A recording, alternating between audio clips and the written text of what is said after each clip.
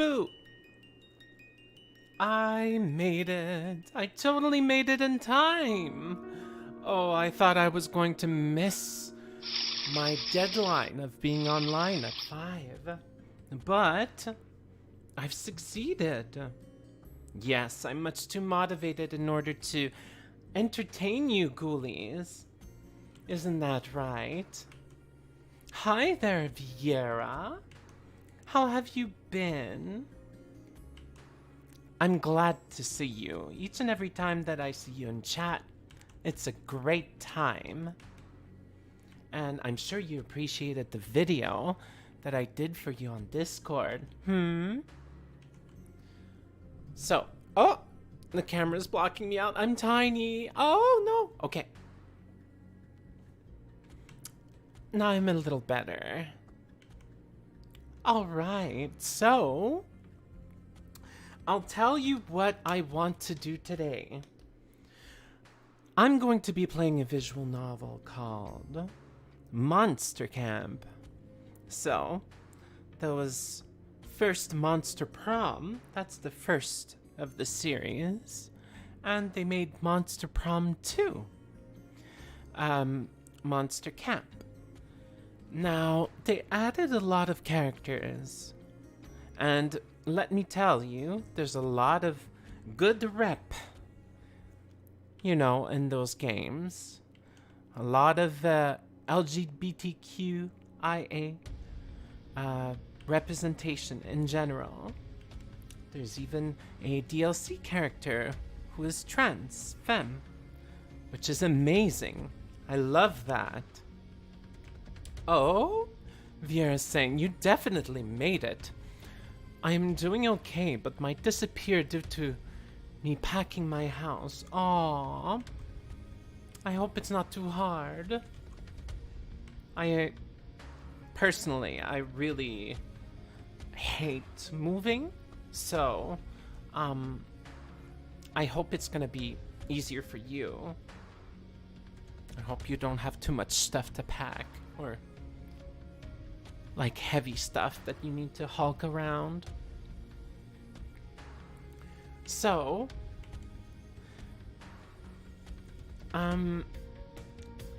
there's this character called the Milo. They are absolutely fantabulous. Let me tell you what. And I tried to conquer their heart before.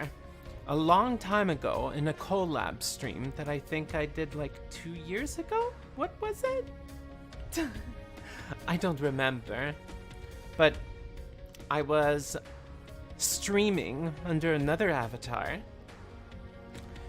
And that was 2 avatars ago, actually. So, I'm hyped because this time I want to play with a walkthrough in order to at least have a guide on how to conquer their heart. Now, Milo apparently likes charm and creativity, and it's my perfect excuse to whip out my James from Team Rocket voice, because I think it goes well with Milo. You'll see what I mean. So, I'm gonna voice act the dialogue. Oh, you were saying? Oh, it made you smile and just hide your face. Aww. I'm glad. It was very much worth it then. Very worth it. Especially for loyal ghoulie like you. So, let's dive right in. Just to tell you, for those who don't know, Monster Camp, it's very, very, it can have very crude humor, or smart humor, for that matter. It's pretty cool. There you go, and I'm here. Okay, everything goes well. I was just checking out to see if my new chat layout was working well, and sure seems like it. Moving out of a dangerous state. I see. I totally understand. Have a small room.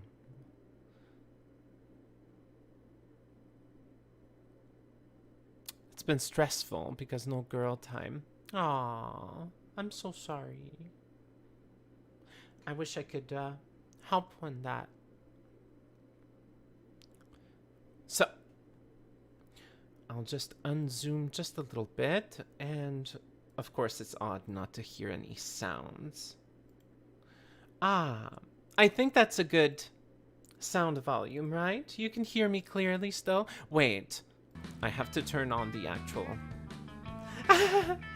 Ignore that completely, please.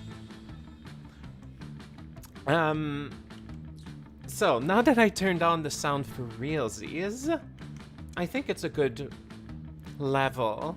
And I think I fixed my mic gain issues, too.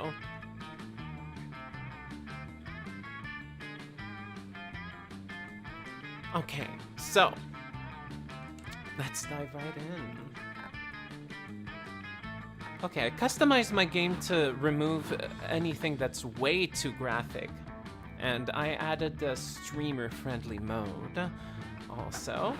But everything else is going to be there, so just reminding you that this is an 18+ stream because there's definitely very hard subjects to talk about. So, let's try it out. So I need charm and creativity. Just keep that in mind. Oh, and I love the fact that they added co-op.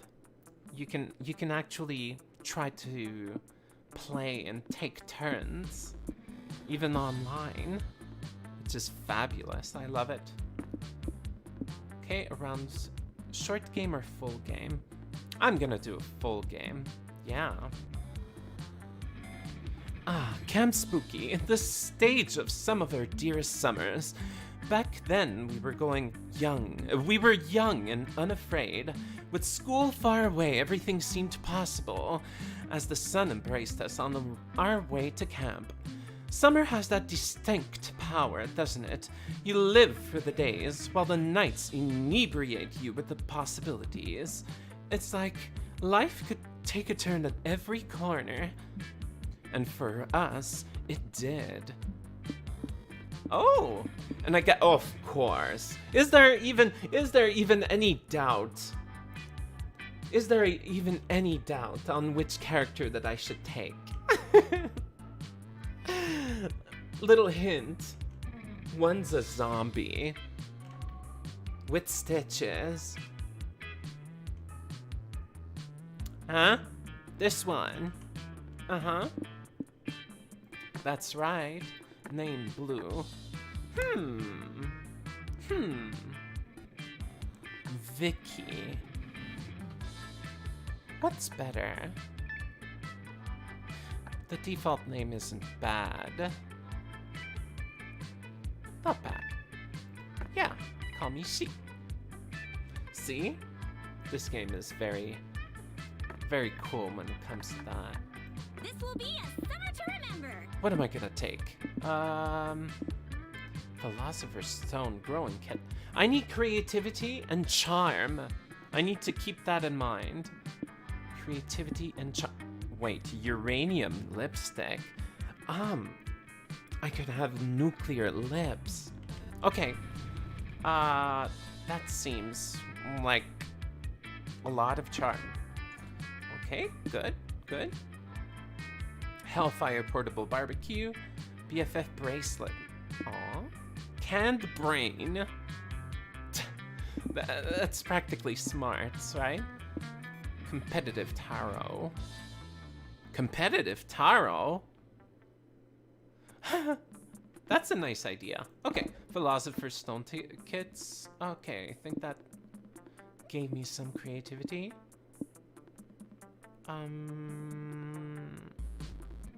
This one.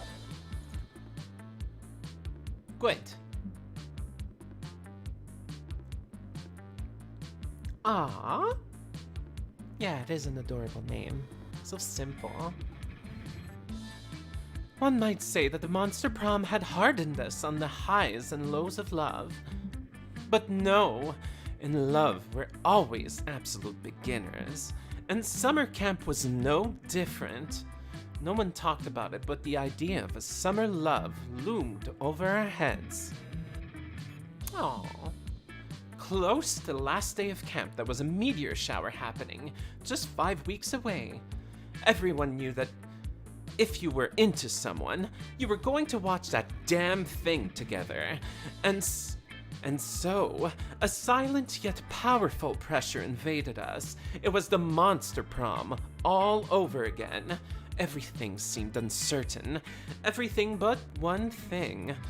Whoever we were asking on the meteor shower date, it was probably going to be one of the 6 coolest people on that bus. Joy Johnson, Jojima, 23, a badass witch who wanted to chill a bit after saving the world countless times. Not bad. Not a bad pick. Ravi Mishra, 22, a hot-headed adventurer possessed by a curse who had turned out to be the most annoying roommate ever. Okay. Yeah, it seems like possessed, like, with a ghost. Really cool-looking ghost. Honestly. Okay. Calculaster, Hewitt Packard. Oh, that's a machine, right? Oh, hell yeah, you can date machines. Bye-bye, Viera. I'm sad that you have to go. I'm sorry. Sorry you have so many chores. And thank you for even showing up in the first place. I hope you take care of yourself. So, a library computer who had become a sentient robot ready to experience life to its fullest. Forget about the computer. I mean, you can see this. This is death by snoo practically. Holy moly. Do I want more than just a hug from that one? Holy shit. Wow. Very nice. Okay.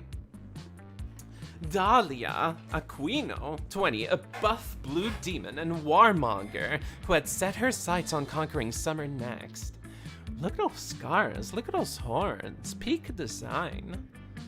Wow. Seems like in a good mood too. Oh, Damien LeVay. I believe that's also very close to the name of the person who founded Satanism, actually. Is that a reference to them? Damien LeVay, 21, a fearless demon with a taste for destruction and a love for fire. And Milo, last but not least, of course. This is the dessert, if you're asking me. And Milo Belladonna, 23, question mark?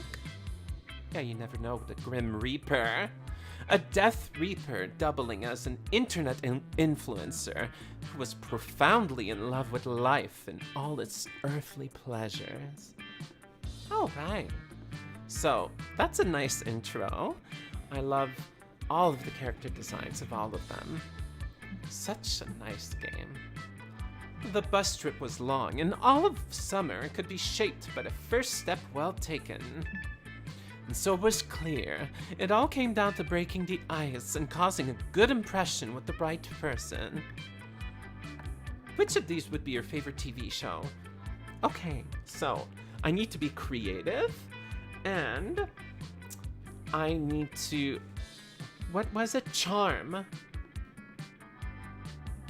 I need to have charm. Game shows, fantasy, adventure series, anime, beauty contests, house flipping shows, documentaries. Well, beauty contests would certainly be charm, so let's try that. Oh, Damien? Oh, Damien's voice. Fuck your blue, beauty contests are the best. I love combining beauty and competition. I mean, makeup is basically the same as wearing war paint that makes you look hot. And I want to look my best when I'm pumping a motherfucker full of lead.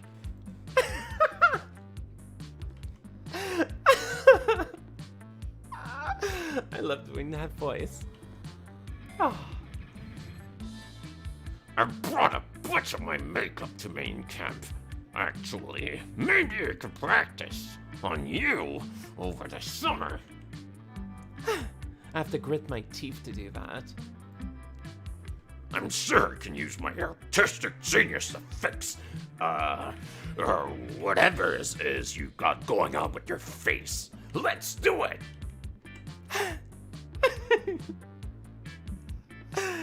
Oh my god.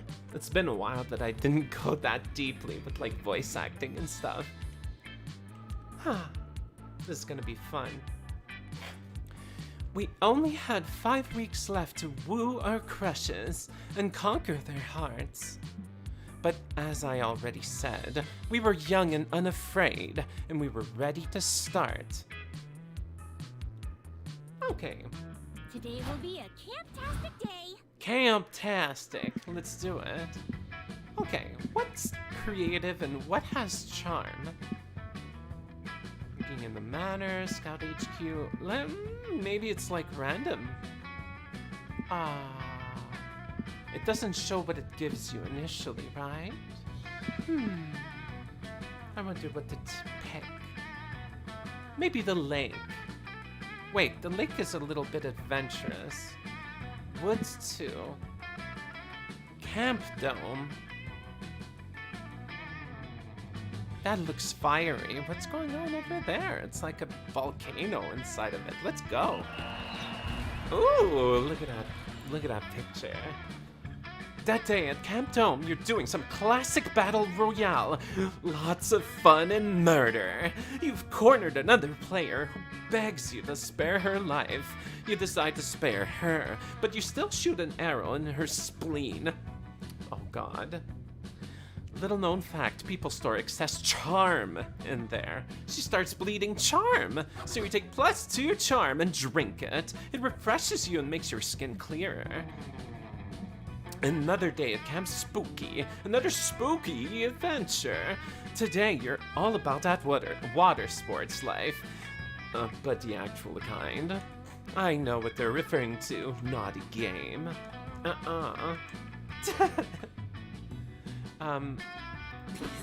Oh man, I can't wait to get in these lake shallows for some sweet waterboarding.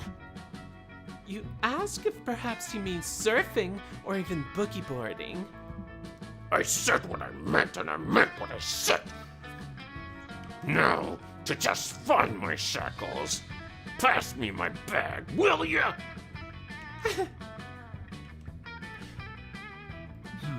It's so hard to find things in here. Hiking boots, reflective jacket. For night murders, extra underwear, bazooka, sunglasses. For day murders. Dads! Club, large club, huge club. Wait! I did pack this. Ugh, my dad must have stuck this in. They're so worried about me. They act like I don't know anything. Also, what the fuck is this thing? You tell them it's a cheese grater because it's a cheese grater. A cheese grater? Nah, that doesn't make sense. Why would you grate something that's already grated? What? My dads are super smart and cool, so they put it in my bag. Must be for a good reason. Maybe it's for bludgeoning a specific type of monster, similar to a butt-bear bludgeoner or a kappa bludgeoner. It could be for zombies. No, don't club zombies, please. Please do not club zombies. Do not club zombies, Damien LeVay. I'm watching you. I'm watching you, okay? Don't you fucking do anything to zombies.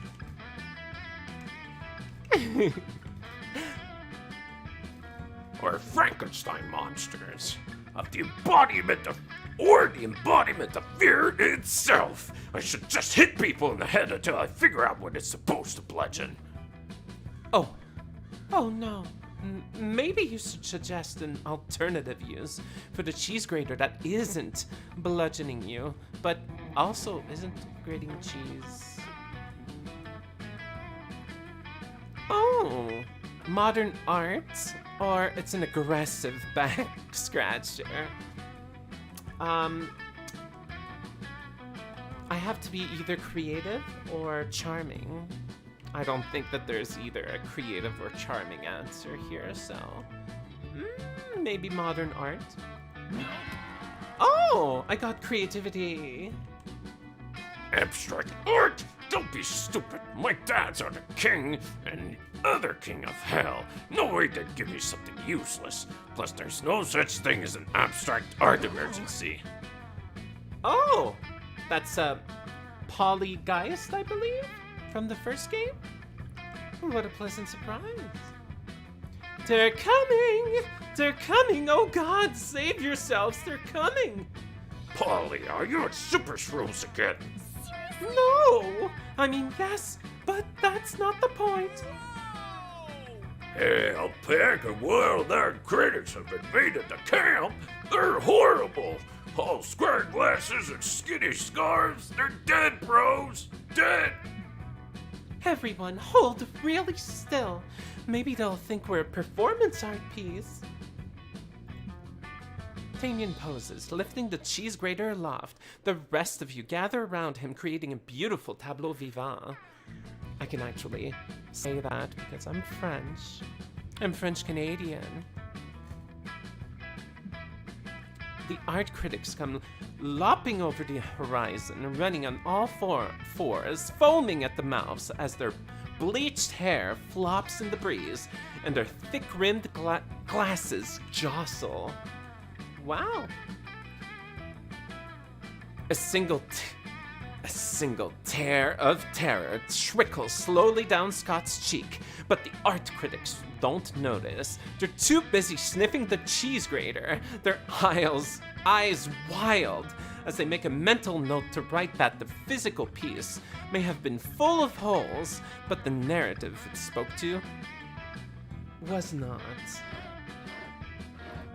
The art critics gallop away, opening wildly to one another. Opining? What is that verb? Ooh, what does it mean? Oh. Did someone say drugs? Thank God we're safe. This calls for a celebration. I think I'll do some super shrooms. I'm gonna give a preppy voice to Polygeist. I think Polly's a party person, so I think that would be appropriate, right? Good one, Polly. Wait, Polly. You already did all the super shrooms. The sound of Boo Paul's classic bop, Call Me Monster, fills the air. Oh, I get the reference. It's Damien's ringtone. He answers on speaker. It's his dad's. Oh! Must be like a big rough voice, I guess. Hi, sweetheart. Says the king of hell. We're on the brink from shoving spiders down people's throats. Thought we'd check in on you. We wanted to make sure you saw the surprise we put in our bag. Continues. It's your very own cheese grater. We know how much you love grated cheese on your pasta. How thoughtful, right? Oh, you can rip someone's eyelids off with a cheese grater, of course. Of course we were supposed to know that. Of course. Wait, Blue was right. It is a cheese grater, but cheese is born grated.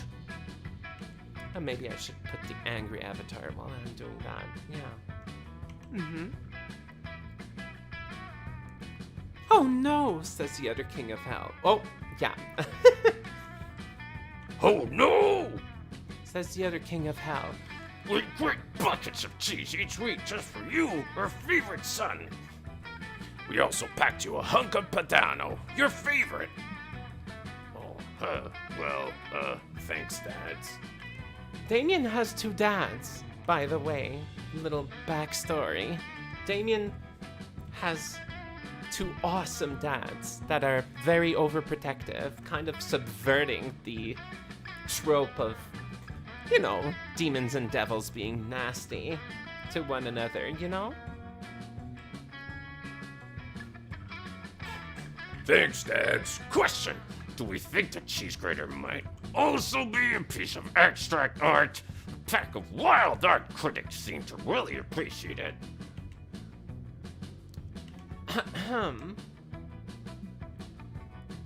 No, son, says the king of hell.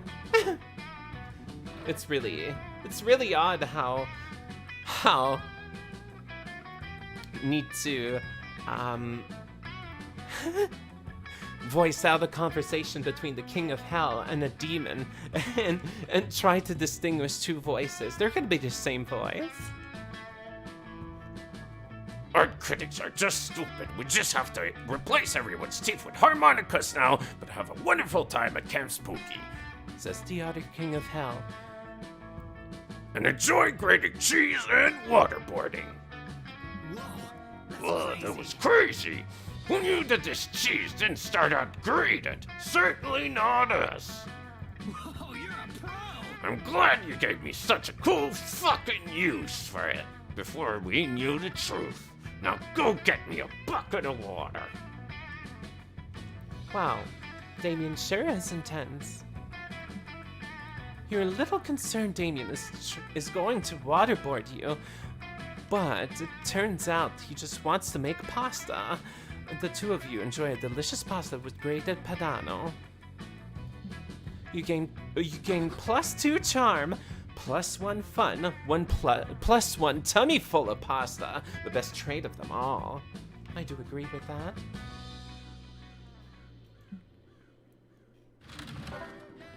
Boop, boop, boop.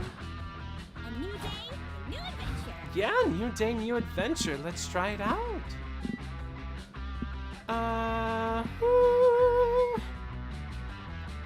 Let's go to the manor. You go to the haunted manor to gain some boldness, since you found a brochure that promised some boldness if you visited. Instead, you find a mischievous demon. It was all a ruse to lure you here. The demon will take 9 years of your life. Holy shit, 9 years of my life. Like, seriously?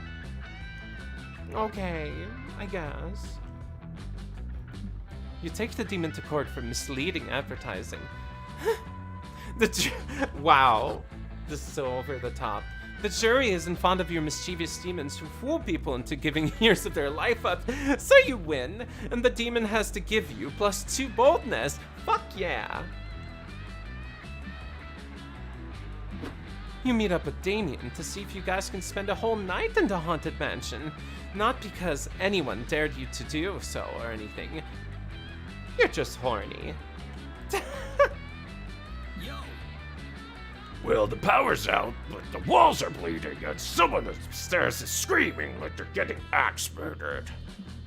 I can't imagine a more romantic setting. Maybe it's just that antique vase that the poltergeist broke over my head a few minutes ago, but I think I'm falling for you. Damien leans in close. Yes! You'll finally get your chance to kiss those spicy red lips. No touching. Hey guys, you making out over there? So what if we are? Sorry, I guess I could introduce myself. I'm Jerry, this haunted house's resident slasher killer. It's my job to brutally murder any young people making out on the premises, which I'm pretty sure you guys were about to do, so, get ready to bleed a lot, I guess. What kind of chump is this? Get away. Damien is too good for you.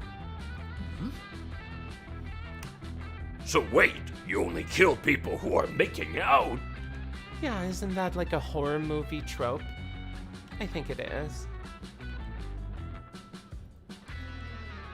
I mean, I'll kill anyone who's in the process of hooking up, really. Some of the older slasher killers target minorities too, but personally, I think that's super problematic. Whoa! The slasher killer is sensitive to social issues? That's nice. That's cool. That subverts your expectations for a slasher murderer.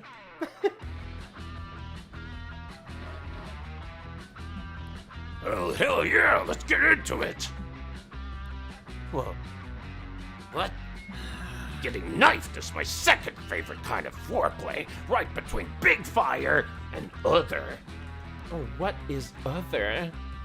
I wonder what is other, Damien, please? Please tell us. Stabby, You're stabby. making this weird, man. I'm still gonna stab you, but I just want to make it clear that I'm not doing it for sex reasons. Maybe you aren't, but I totally am. Come over here and penetrate me, you psychopathic stud. I can't believe I got to say that. What a world we live in. What a world.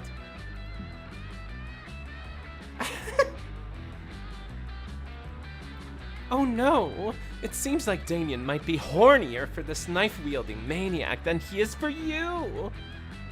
Oh well. It's okay. I want Milo anyway. Hello, King Dingo! How have you been? It's nice of you to drop by again. I remember you. You met me off of TikTok, right? I remember. You've got to give this killer someone else to kill, so he leaves you alone with your own knife-wielding maniac. Luckily, you've got the perfect suggestion. Wow. Which one should I choose? Which one is creative? Or has charm?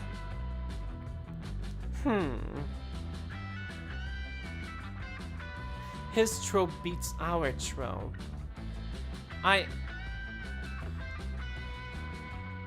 If you kill time itself, I think that would give me something like boldness, right?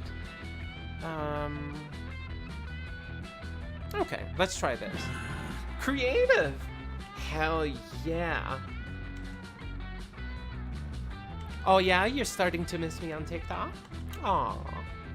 I now stream around twice a week now, so you can catch me on here if you want.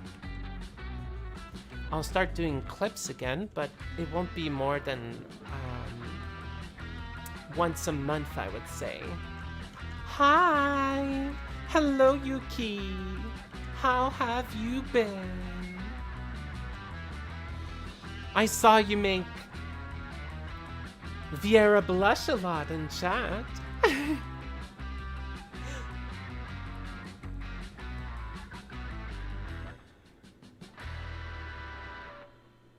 Been good. Yeah, I have been good too.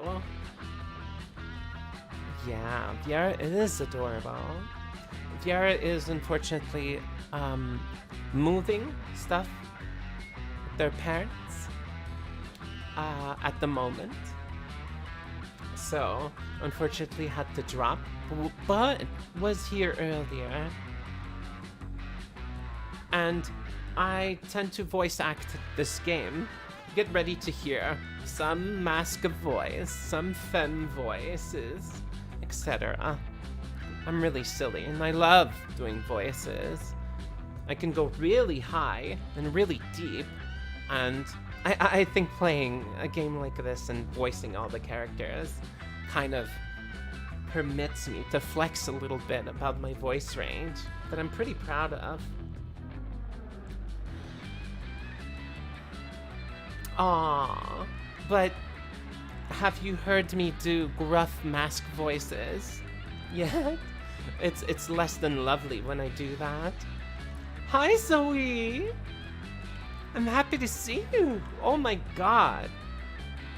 I'm spoiled today. Hi. Yeah, I could do gruff. I do a gruff masculine voice for this character. I can do femme. I can do rather neutral or androgynous. It's really fun. Like Damien here, I use like a big gruff voice and I grit my teeth together like... A cop? What the fuck is a cop doing here? You know. It's that type of voice. But also, I voice all the characters. So, you'll hear some femme voices too.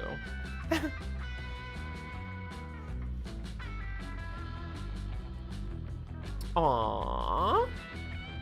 Wow. Well, that's a good compliment. I promise it won't get to my head too much. I don't know, but it's really creeping me out. I mean, I know this is a spooky haunted mansion and everything, but jeez. Well, are you gonna stab him or what? Because if you're not, I definitely am. Whoa. Huh. Nah, man, you go ahead. I'm not sure cops are on the verge of retirement are really in my wheelhouse. They're more than action villain thing. Oh, hey guys, says the cop, walking over to you and beaming a friendly smile. Damon quickly hides all his fireworks in enriched uranium. Of course, has like nuclear materials. Oh no, not professionally, but I have lent my voice to little free projects like Skyrim mods. Like I did an Argonian and an orc and other little things like that. I do audition to places, but they never really listen to it. I would love to go in professional voice acting someday. I'm better at mask voices. I'm way better at mask voices, honestly. But I'm expanding my range.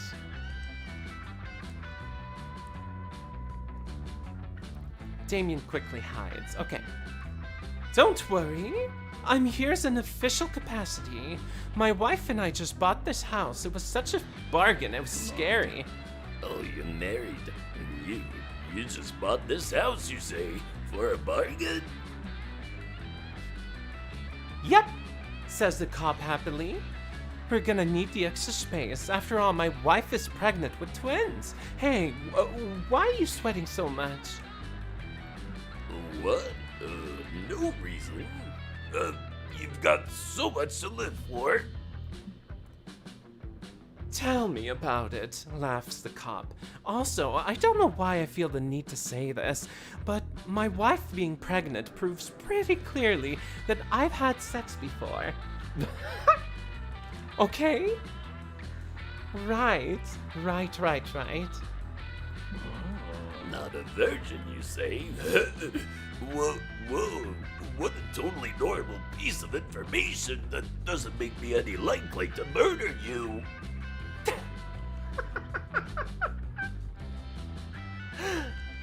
Wow.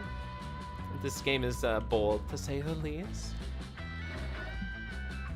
You can say that again, says the cop. I can't wait to retire in exactly 3 days so I can spend all my time in this house kissing my wife.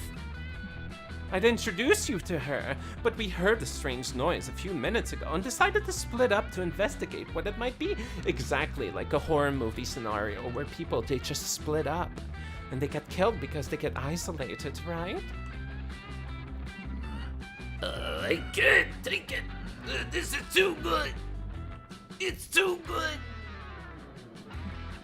Jerry can't contain himself anymore. He murders the cop super hard. Whoa! Dude really knows his way around a stabbing. Oh, Okay, wow, that was great. You guys go ahead and do whatever you were gonna do. I need a cigarette.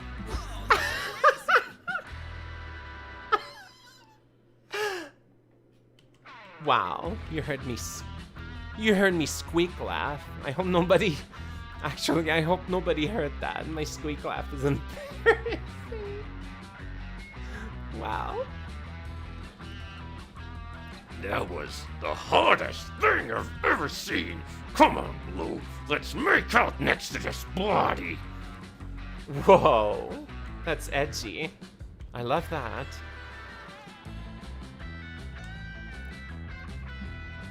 Unfortunately, you get sucked into a haunted television instead and spend the rest of the night fighting your way through slime. But it's the thought that counts. You gain +2 boldness and +1 charm. At least I got the charm out of that, right? I hope I get to see Milo. Ooh, ghost story! Ghost story! Ah, I could go see Milo. Oh, yes. Yes, yes, very yes. You find Milo holding up paint swatch cards to the fire, while Calculaster takes notes in his own face. On his own face. Whatever these two goobers are up to, you want to be part of it. Hello, darling. Ooh, I'm gonna give them Team Rocket, James from Team Rocket's voice. I think that's appropriate. I'm gonna try it. Let's see what people think about it. Ah, hello, Blue. You've come at a good time. Should we paint the fire Siphon green or Nigerian Prince gold to attract more visitors? Calculaster.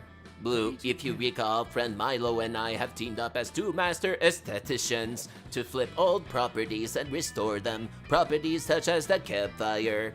You've undoubtedly noticed that the same core group of patrons continue to return this locale, with no tourism blossoming. Milo and Which Calculaster. means the duty of Cal and Milo house flippers to restore this campfire to its former glory, to attract new visitors. You can make the point that this is a summer camp, and the reason no one but your group visits the campfire is because, you're the only people here. But you'd rather see what these hot nerds take, where these hot nerds take the conversation. I love the attitude of this game. That's so. Ooh, instead of paint, maybe we could completely refurbish the campfire into a firework. It's fire's much trendier cousin. Hot nerds, yes, look at those hot nerds. Even the machine is hot. May I chime in? Friend Milo, if I propose an alternative idea, I believe the reason that the campfire's tourism has declined is because we are no longer utilizing for its antiquated function. Though extensive research, I have found that primitive humans and monsters have fire for warmth and food. But with modern technology, its purpose is all but moot. We should update the fire's functionality and make it a utility again, lest it be phased into obsolescence like gramophones or Blockbuster.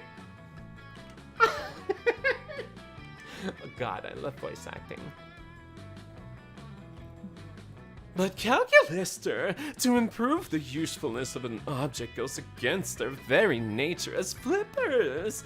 We dabble in aesthetics, not actual product improvement. Don't you know, Calculaster?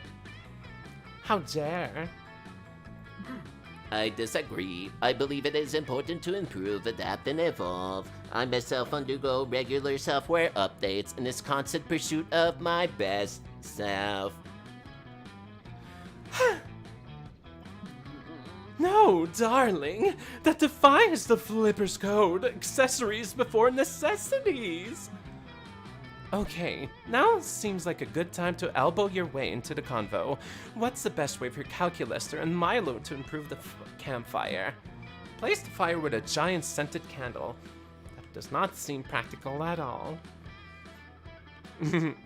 Instead of burning useless firewood, use the campfire for destroying something more cathartic, like pictures of your ex. Pictures of my ex? I'm not that vindictive. I don't think so. Giant scented candle seems to be more creative, so I'm gonna lean towards that. Hashtag winning. Oh! Oh! Milo liked that. Woo! I'm gonna celebrate with a little shaky shake. Woo! Woo, woo, woo, woo, woo, woo, woo! Okay. That's a wonderful idea, Blue. Frivolous fragrances are all the rage now.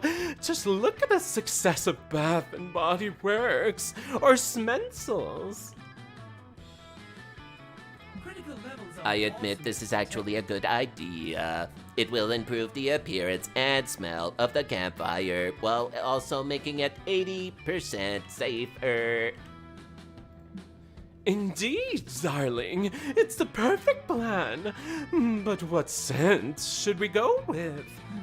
Perhaps something that will still mesh with Camp Spooky's rustic summer atmosphere, like virgin laundry or passion of a lioness in summer heat. Wow, that's freaking fabulous. Magnificent. Actually, let's go with a midnight romance. Scented candle. A good interior designer always works with the mood of the space, even if that space is outside. Are those truly fragrances? My research indicates that none of those things have a smell. Oh, Calculaster, they don't need to. A scented candle's true purpose is only to further worsen the lighting of a room while increasing its innate sexual energy. Oh, and all this time I assumed I didn't understand scented candles because I don't have a nose. What a relief. You're killing it. I'm having way too much fun. I'm so sorry. I'm having way too much fun. I'm actually not sorry. I'm just having a ball. I appreciate your eye for aesthetics, Blue. Perhaps you and I could be an aesthetically pleasing pair. Looks like the sense of midnight romance is already all around you. Who says smells have to be real to be in the air? Yeah. It can be a sexual tension instead, you know? Yeah, the best bromance. Just in case. They must have the best bromance. Indeed. Absolutely. I hope I could find them in the manor. Maybe the lake. I went to the dome and it's like a big battle station. This is more calm. At the... How about the manor? I went to the manor already. Let's go to Scout HQ. That day in Monster Scouts, they teach you to use the stairs and tree sparks to find your way when you get lost on the internet. As a test, Coach leaves you in the middle of the internet. Coach leaves you in the middle of the internet. You easily get lost. Before you know it, you're watching the Spanish synchronized swimming team perform a routine based on Stairway to Heaven. Yeah, that's what happens when you're like, it's 3 a.m. and you're like, oh, let's click on every YouTube video that remotely looks interesting. And just end up in like a rabbit hole of a new niche interest that you never ever looked into. And that's every day. Because you don't run out. You don't earn the Orientation White in the Internet badge, but you definitely gain a +2 creativity from watching such beautiful display of skill. You and Damien are lounging together, having a surprisingly chill time reading comic books. This is gonna sound crazy, but can you pass me that one that doesn't have someone putting his fist through someone else on the cover? Sup, loser? Oh! Okay, I need to find a voice of this one. That one looks like really nuts. Like, super nuts. Okay. Must have like a big screechy femme voice, right? Wait, what's this now? You're going to read actual words that might describe something other than punching? What? No! Who said that? I was just asking for the one without someone punching so that I could eat it. Really? Really, Damien? Like, seriously? Jeez. Really just wants to destroy everything and set fire to everything and start fights and be rowdy. What a bad boy. What a bad boy. Obviously.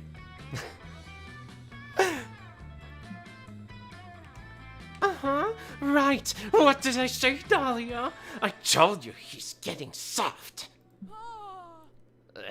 But not so soft that you won't come sand circling and ocean kicking with us tonight, right?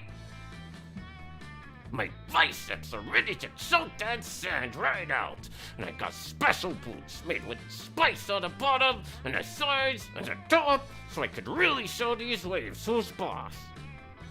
I have to grit my teeth, right? In order to do that voice, I'll try to do it without. Well, that does sound great, but But... speaking of the ocean, I was actually going to watch this documentary on dolphins tonight. It's really important. I'm making popcorn and baking dolphin-shaped cookies if you want to join. Wow, you haven't changed, Damien. It's no wonder the wildfire hasn't appeared to you yet. Is that an insult? I think that's an insult. That qualifies as an insult. What do you mean? I know you've been on the hunt for the elusive wildfire, and I know it's thus far eluded you, and I also know why. You The are wildfire unworthy. only appears to those who are badass enough to be worthy of its unbridled glory, untamed majesty. No one is ready for Dahlia. It's true. I was just in the middle of the woods one day playing with matches, and suddenly, out of nowhere, the wildfire just appeared. It was one of the most magical moments of my life. There's nothing like seeing a wildfire out in its natural habitat. Too bad you'll never see it. Face it, Damien. You're just not metal anymore. Not metal! Not metal! I'll show them who's not metal! Or I'll show them who is metal! I'm still metal, now to prove it by becoming worthy of the wildfire! But how? God, I need to put my whole body into it. Perform the sickest skateboard trick? What? I could perform a sick skateboard trick. Whoa. Write a poem, but a poem that isn't very metal. You know what? I need to have charm and creativity, so I'm gonna write that poem. Absolutely. Write the poem. That's crazy enough to work. What? Likes it? What the hell? Fuck yeah! Of course, nothing is more beautiful and poetic than the raging fire of the wildfire, so obviously a poem would attract it. I don't know if that makes sense, but let's go along with it, shall we? But there's so many different kinds of poems. Sonnets, haikus, elegies. How does Damien know about literature this hard? Must be a big fan. What's the most metal variation of the most metal art form? Ooh, an acrostic spelling the word metal. It can't get any more metal than that. Literally, Unless if I pack it chock full of metal things. Damien contemplates his literary masterpiece for about 12 seconds before reciting to you its finished work. I don't think that Damien can come up with something really good in 12 seconds. Come on. M is for metal. Also for meat. Real clever there. E is for everything spicy I eat. Wow, that sounds like a children's book. T's for the terror I inflict on the masses. A's when I kick, which is everyone's asses. Wow. Sick poem, dude. L is for the last letter in metal, and also for longest, which is how I describe my. It's censored there. I wonder what's the next word, huh? Are they talking about... Their demon rod. They're definitely talking about their demon rod. Their demon rod. I hope it's not perpetually on fire. I hope it doesn't bubble like a volcano once you're finished with it. What am I saying?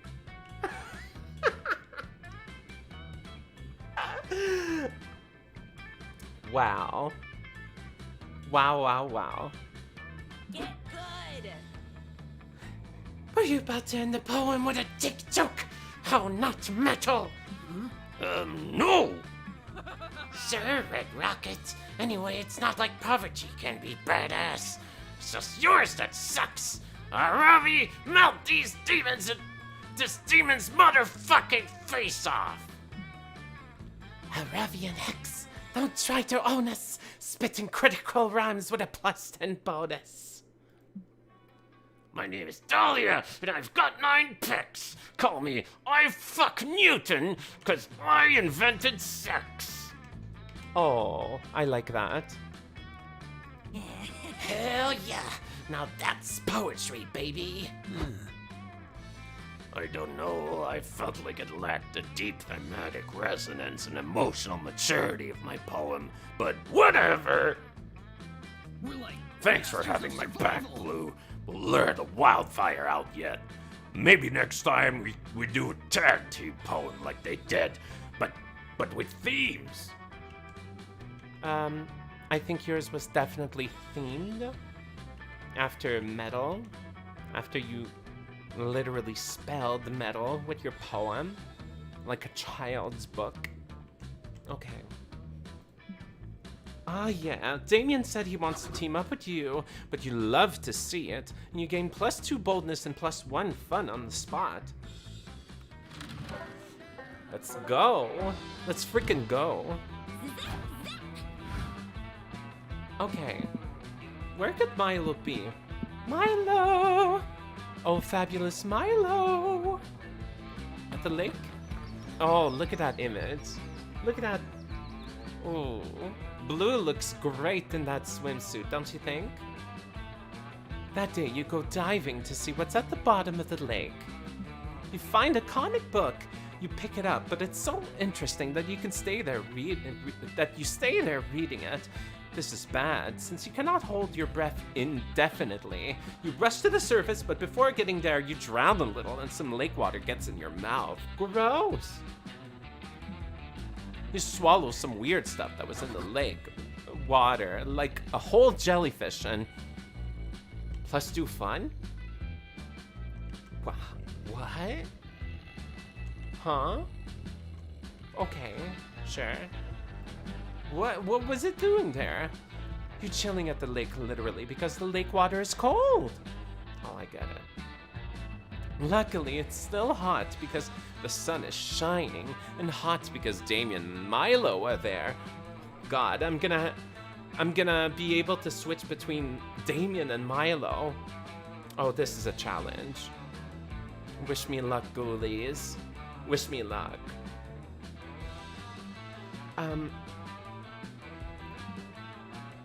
Did you like those temperature-based puns? Probably not, but that's what you get for playing a comedy dating sim. Oh, this is meta, isn't it?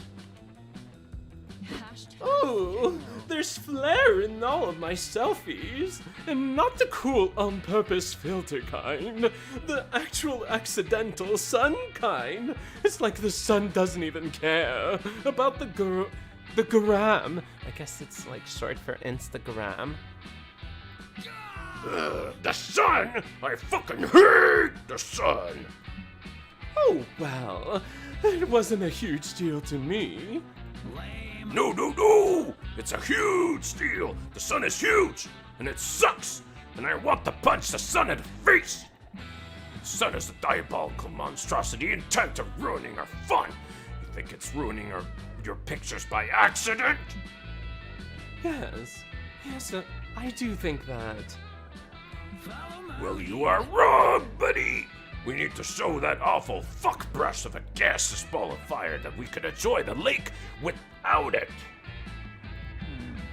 So, like, find some shade. Yes, exactly! Great plan! It would be nice. I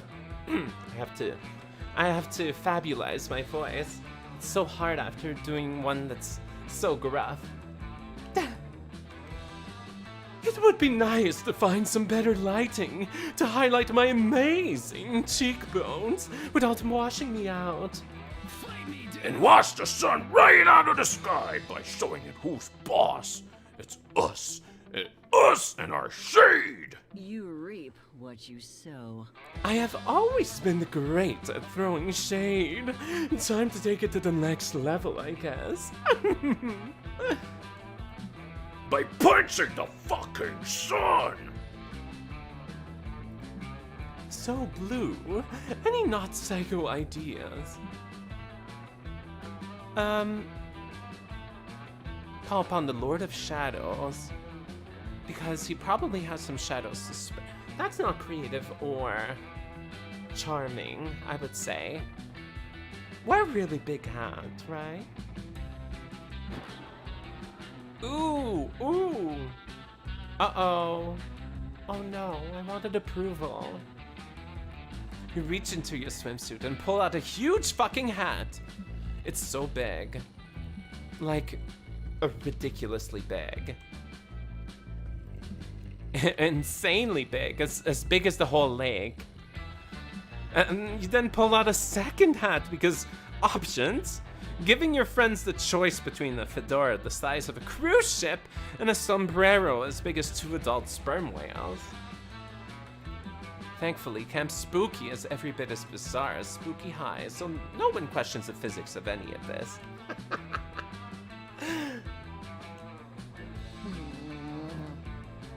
In fashion, one day you're in, the next day you're out, on the limb, risking your own neck, literally. I think you'll snap your neck if you put either of those on. Fucking Sick. metal. Do it. Do it now. As interested as I am watching Blue's fragile corporeal neck snap under the strain, then I'd have to do my job as a reaper, rather than to enjoy this lovely afternoon. This I'd rather turn this giant headpiece into a conversation piece. It does raise some interesting questions about the idea of what makes a hat, don't you think? I do not, but I am fascinated. Continue? Well, if a hat is so large that donning results in instant death, does it really count as a hat?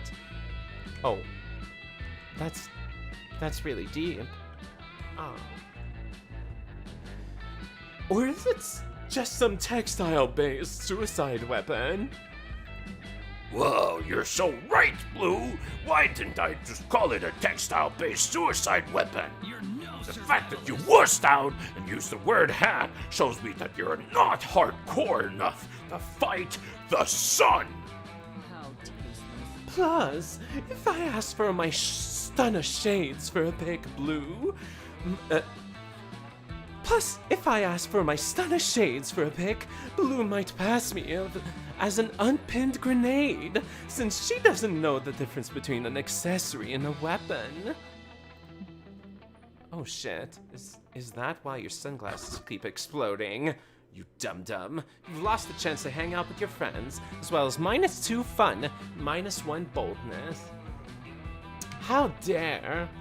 I took the wrong choice. That's on me. That's on me. Home is where your booty sits the comfy. Ooh, ooh, ooh! Yeah. Let's go get Milo. Let's go get Milo. Hi, Ashley. How have you been? It's nice of you to stop by. I really liked hanging out with you those 2 days. You're really chill. I feel like I can relax around you, which is not something that I can say often about people. Like, yeah, I'm picky with people. Oh, I'm doing great. I'm just flexing my voice range by playing this game. I'm better at mask voices than femme voices, so don't be too startled if I sound too gruff. Yeah? You try to be pretty chill. Well, you're succeeding pretty well. If you're asking me. If you're asking my humble opinion. So humble. Okay. Let's try this round. What have you been doing for the past few days, by the way? You and Milo are debating whether or not the human personification of apple pie should be ENFP or ISFJ. I am an ENFP. I am an ENFP, everyone. That's my Briggs-Myers personality test results. I'm extroverted, intuitive, whatever it stands for. Working mostly? I hope work isn't too hard. Or else I'll make it hard for them that's giving you a hard time.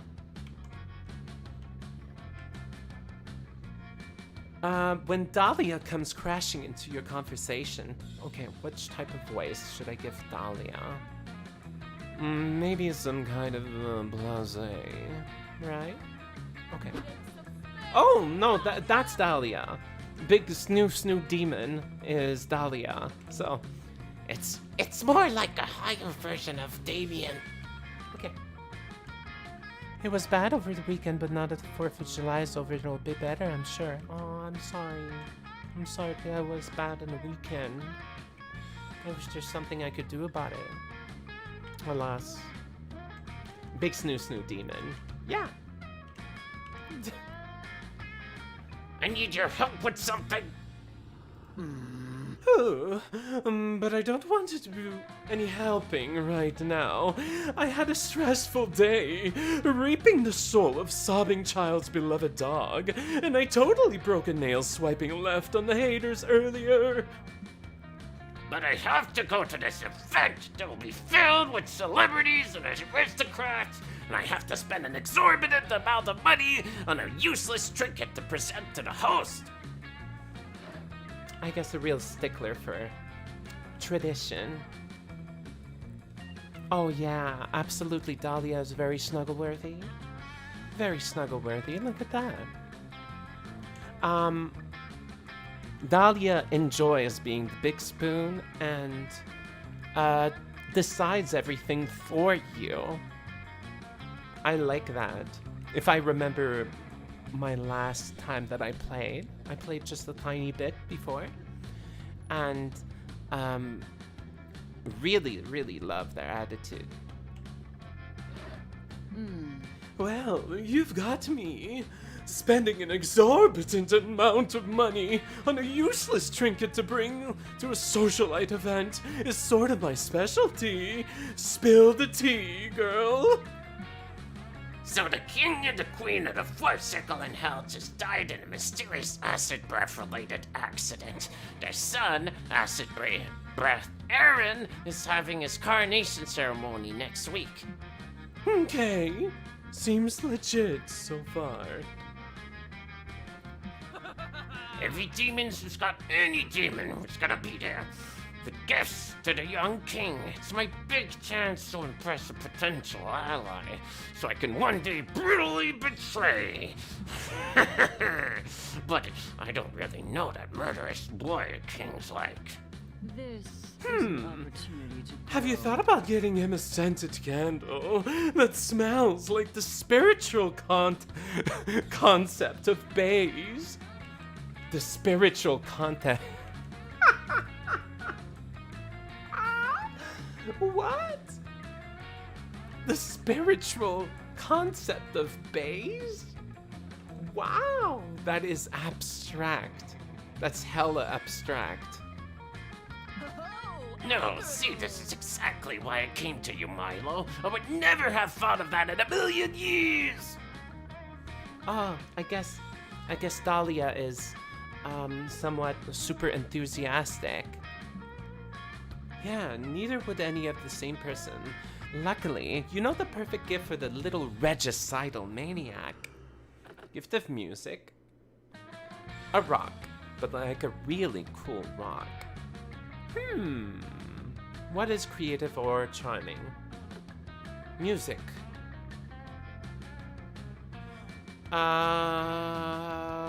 This one. Hashtag winning. Ooh, yes! How delightfully quaint! The best gift you could possibly give is a gift that comes from the heart. Oh, like I should give him a still beating heart I pulled out of somebody's chest. No. You should do the music thing that Blue suggested, Obvi. Fine, but there's a better way. Are you guys gonna help me write the song at least? Hey, darling. Of course we are, darling. Come on, Blue. Let's compose a symphony so beautiful it will move both heaven and hell. Hell, 300 years in the future, a tavern innkeeper is chatting amicably with one of her regulars while she pours him another mug of ale. Tell me more tales, traveler. Oh, it's like a voice like that, okay. And then after all that, the bug-eyed creep left without paying his tab. Ha! You really do meet all kinds when you run through this little inn. Yeah, it's a long story. Yeah, you said it. Why, I've met even crazier characters in this my travels. I once spent an evening being regaled with tales of an old peddler from one of the four circles. Really? I've always wanted to visit the Fourth Circle. I've heard this is quite a prosperous place. Indeed it is, and its prosperity can be traced all the way back to King Aaron, the artistic, who reigned 300 years ago. His kinship will probably have been remembered for his bloodthirstiness, were it not for his legacy in creating the Fourth Circle's lovely national anthem. Let's see, I used to know the words, all hail Aaron, you won't be sharing your crown with your father anytime so soon. Glory to Aaron, what else rhymes with Aaron? We'll keep caring for you the whole night through. The rest of the anthem is a 30-minute drum solo that usually ends with an impromptu decapitation. Huh! I've got a drum set in the back, and it's a dishwasher. I've been meaning to fire anyway. Let's have a round on the house and sing all night. Meanwhile, in the present. Blaren, Guerin, near a sporran. What else rhymes with Aaron? I need at least like 12 more verses. This is so hard. Wait, I could just end the song with an instrumental break. Duh. Never mind art. Never mind. Art is easy again because I'm great at everything. Wow! I love Dahlia's attitude. Love, love, love, love, love Dahlia's attitude. Maybe I should do like a walkthrough to try to conquer Dahlia's giant heart. Wouldn't that be nice? When life gives you lemons. These lyrics are certainly something, Dahlia. I could say with full confidence that your gift will make a lasting impression. Excellent. That's the best kind of impression. Milo doesn't respond. They just laugh and give you a meaningful look. That prolonged eye contact with them sustains you for days. Afterwards, swoon. Ah, hell yeah. Milo, please look my way. Please notice me, Milo.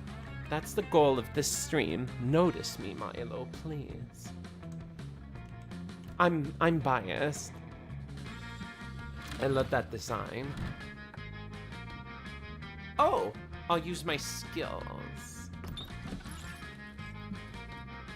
Oh, you're new here. Don't fret.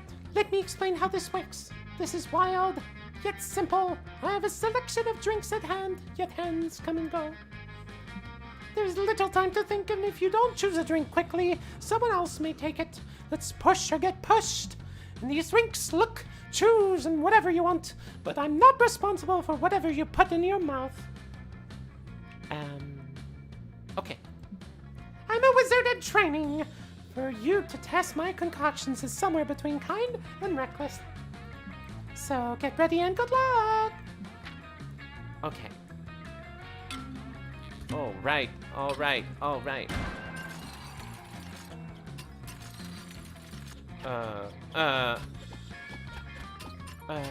do I take? Art. I want that. Oh no! What did I... What does that give? Uh-oh. Tequila Moonrise. I call this one Tequila Moonrise. What a powerful, invigorating drink. I gave it that name because when you drink it, you can feel all your stats rising. Oh god, I got a great item. Oh, that's nice. Oh yeah! Hope you can stomach that. Happy trails! Meow! Woo! Okay. So many places to go. Hell yeah! Let's keep going. I have 14 charm and 10 creativity. I have a lot already. I might make it for the final date with Milo.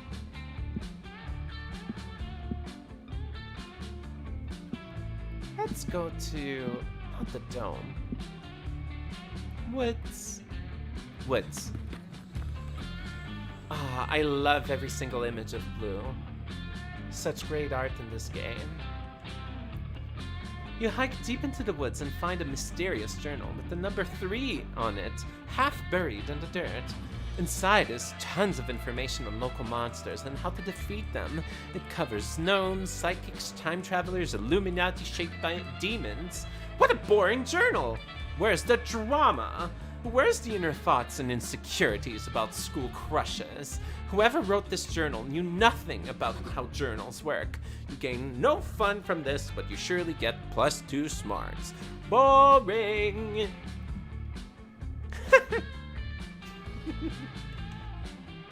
You're resorting your collection of Pokemon cards. Thinking wistfully of the Terry the Taxman that once traded for an Arctic colonialist Ernest Shackleton when you're interrupted.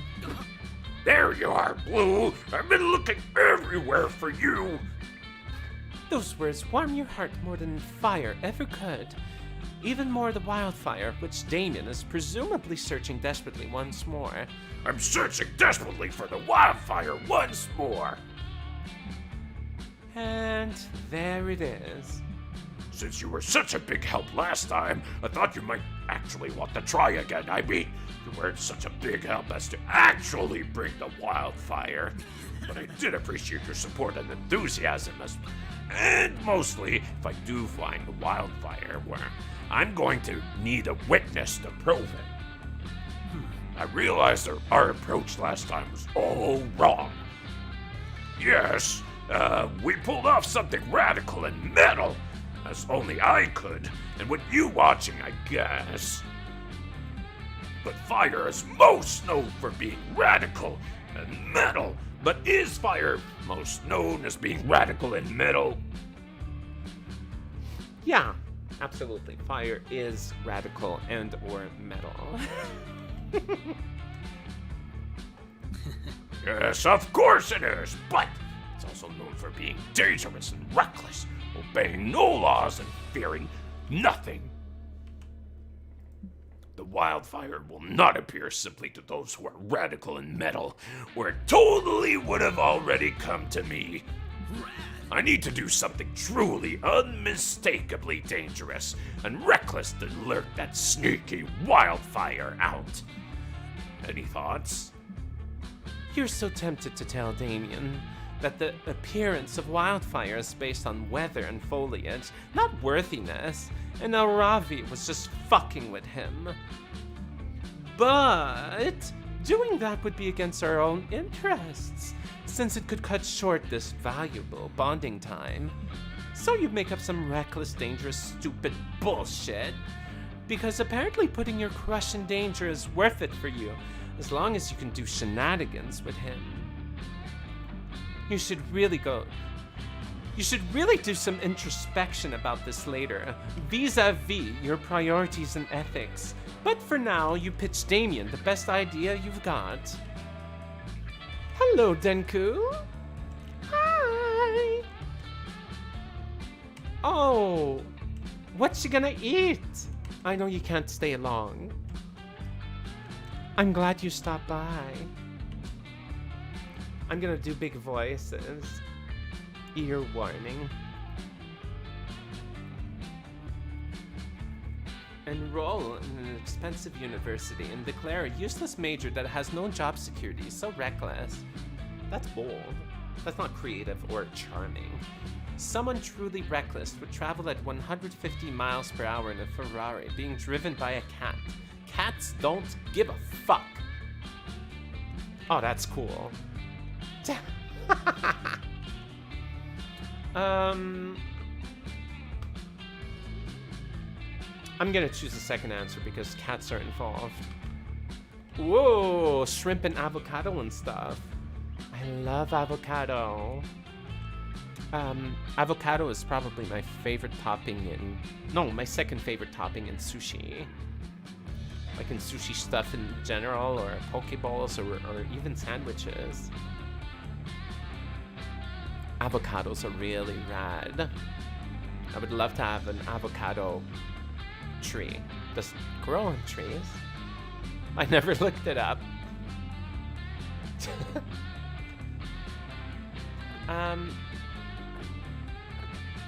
I drive with a cat. I'm taking the cat. Yes, I'm into it, and I'm into it, and I could always scare up a Ferrari at a moment's notice because that's how badass I am. But where the fuck are we gonna get a cat? Oh, hello, friend Damien. Hello, friend Blue. I found this cat in the woods, and I have been searching for the rightful owner. Look at that cat! Look at that cat! Look at that! Aww. I believe that's a, that's a British short hair, I believe, with the no, that's a Persian, because of the scrunchy nose. Yeah. One of those traditional Persians. That cat is so derpy. Yeah. Well, you found him. That's me, the rightful owner of this cat. Is this true, friend Damien? You do not seem like the type to voluntarily take care of a small, helpless creature with love and care. Well, according to some people, I've completely changed and no longer a hardcore badass. So I need this cat to lead into that and complete my transformation to a responsible, non-reckless person. I am so glad to hear that. I will return the cat to you. I feel like we have much more in common now that I know you care for this cat the way I care for my plants. Yes, of course. I'm not going to do anything reckless or dangerous with this cat. Yeah, it sounds like facade. I can basically do 4 or 5 different masculine archetypes and around 3 femme archetypes.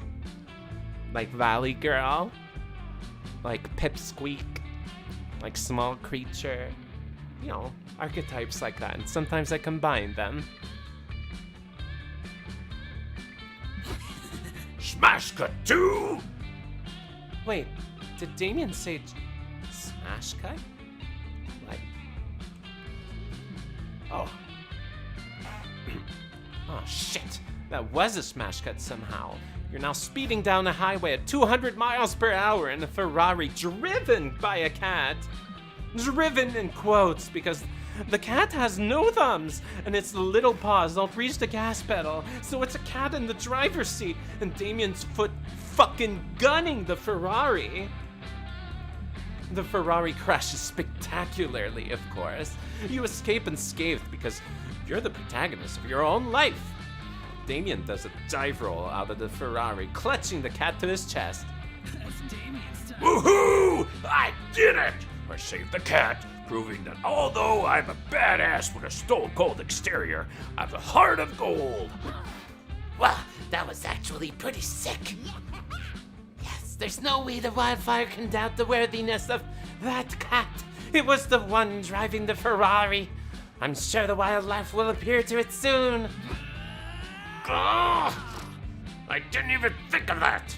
Don't worry, we'll get it next time and find that wildfire once and for all. Just watch us. Us? We? It seems like Damien is starting to think of you as a team. Sick. +2 fun and +1 charm is all yours, baby. Oh. I got that charm. Good, good. That's what I wanted. Woo! All right. We're more than halfway through. Let's see if we're gonna catch Milo's heart. I really hope so. Milo is so hot. Like, you could see in the bottom left. That's Milo. Bless their NB heart.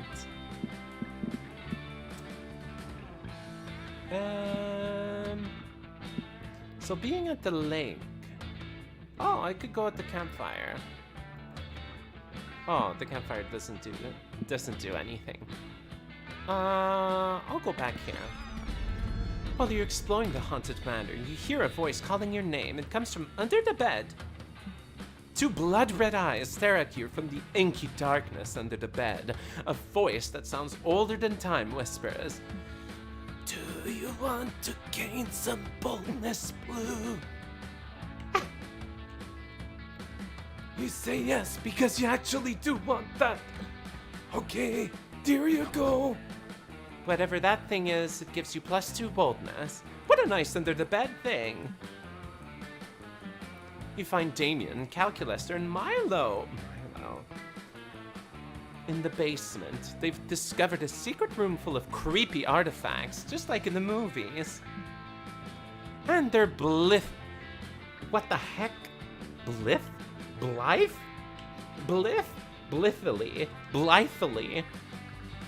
I'll say blithely. And they're blithely fucking with all of it, just like in the movies. Blithely. Thank you. Welcome to What is up, my lovers? My lover calls the Milo supporters my lovers. Oh, that's great. Milo here with another exciting unboxing video for you all. This week, an authentic Iron Maiden with fresh blood coming out of it. Let's take a look. Ooh. Oh, wow, a corpse impaled on some spikes. They've really gone all out on the details here. Let's see what features this corpse has. Fuck! There's so much brutal shit here, I don't even know what I like most. This haunted dollhouse is constantly on fire and screaming. but this haunted television keeps showing me what I'd look like without skin on my face. Ugh, I can't choose. I am participating in this foolishness as well. I have found a rotary telephone that speaks with a devil's voice. I asked it if we might share a common ancestor, but all it would say is blood, blood, blood. And so I am at a loss to how to proceed. Oh well. You're wondering what kind of zany bullshit you should try out of your you should try to get your friend's attention when your clumsy ass saves you the trouble by tripping over a power cord. You whack your head on some kind of large box made of glass and metal, and then lights up to reveal a carnival fortune teller. Proof that our future really is the dream of our fantasies. I don't know what that means, but I like how the dummy inside is grinning like an insane person and obviously cursed. I am mildly disturbed by the fact that it is operating despite its power cord and not being plugged in. Thank you for activating me, rasped the fortune teller. As a show of gratitude, I will answer any one question about the future. Be forewarned, however, the price for this is forbidden knowledge. Is your soul. Okay. Raise your hand if you have a soul. Nobody? Sick free future knowledge. Somebody ask a question. Life is Oh, I have a question. Can you all believe how lucky we are to be alive at this point in history? I think he meant the question for the fortune teller, friend Milo. Oh, no. The only thing I question is my own limits. Daily, as should we all. Well, that's true. I agree with you, Milo. This is the opportunity you've been waiting for. Ask a question so good, it will make your friends want to have sex with you later.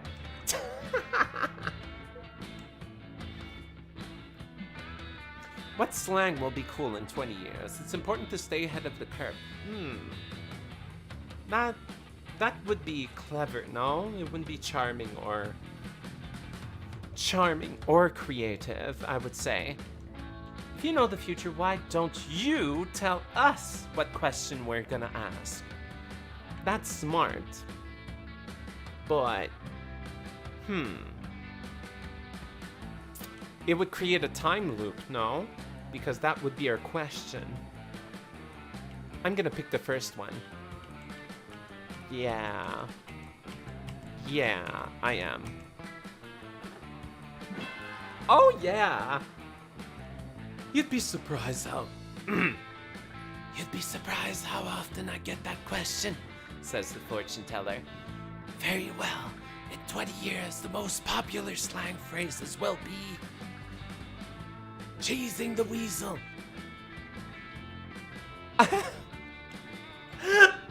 Fooling an asshole into thinking he's having sex with you when he's actually fucking a tube of Pringles. What the fuck?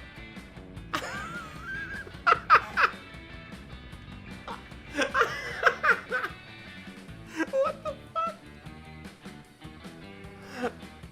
Wow. Poon Sextant, a gender-neutral alternative to wingman. Poon Sextant? Poon Sextant. I like the sound of that. And putting your jelly on the possum. A term for the popular future practice of putting actual jelly on possums. Also, all cowboy slang will once again be in fashion. You're welcome. Finally, a term for my preferred method of deflecting unwanted sexual encounters. I'm not alone. And I'll finally be able to utilize wing persons of all genders. I'm gonna put jelly on so many possums. I don't think you're using put jelly on the possum correctly. Damien, it is not a sexual euphemism. I know those were two unrelated statements. I apologize for improperly parsing your statement. Partner. Oh shit. It turns out that Calculester is extremely passionate about Wild West slang.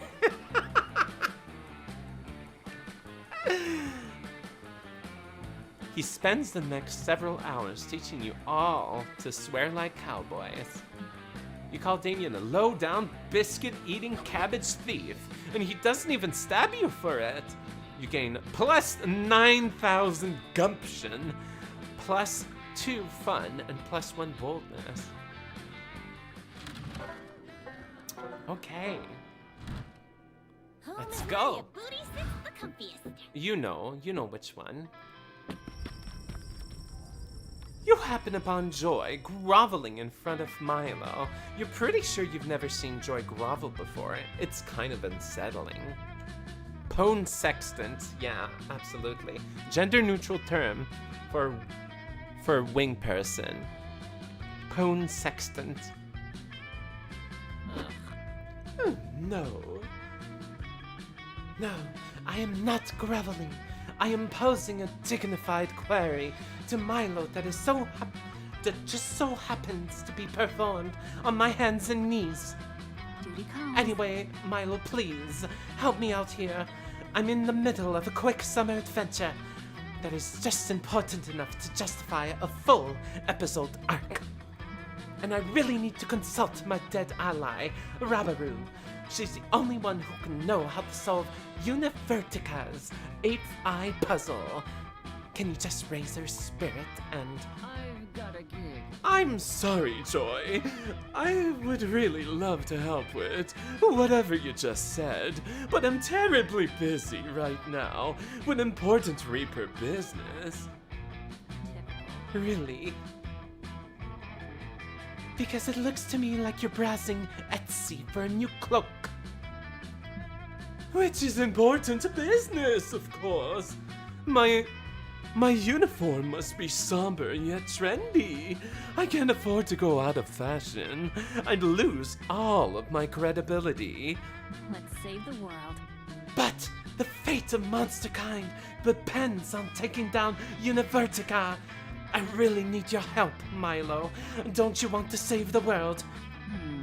Is taking down his Univertica really equivalent to saving the world, though? I mean, everyone can make a difference no matter how small their actions. But just look at everything Univertica's already destroyed.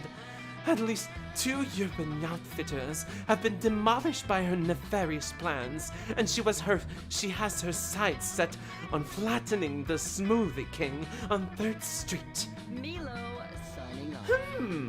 Well, I've always been more of a Jamba Juice person myself, so I think I'll pass.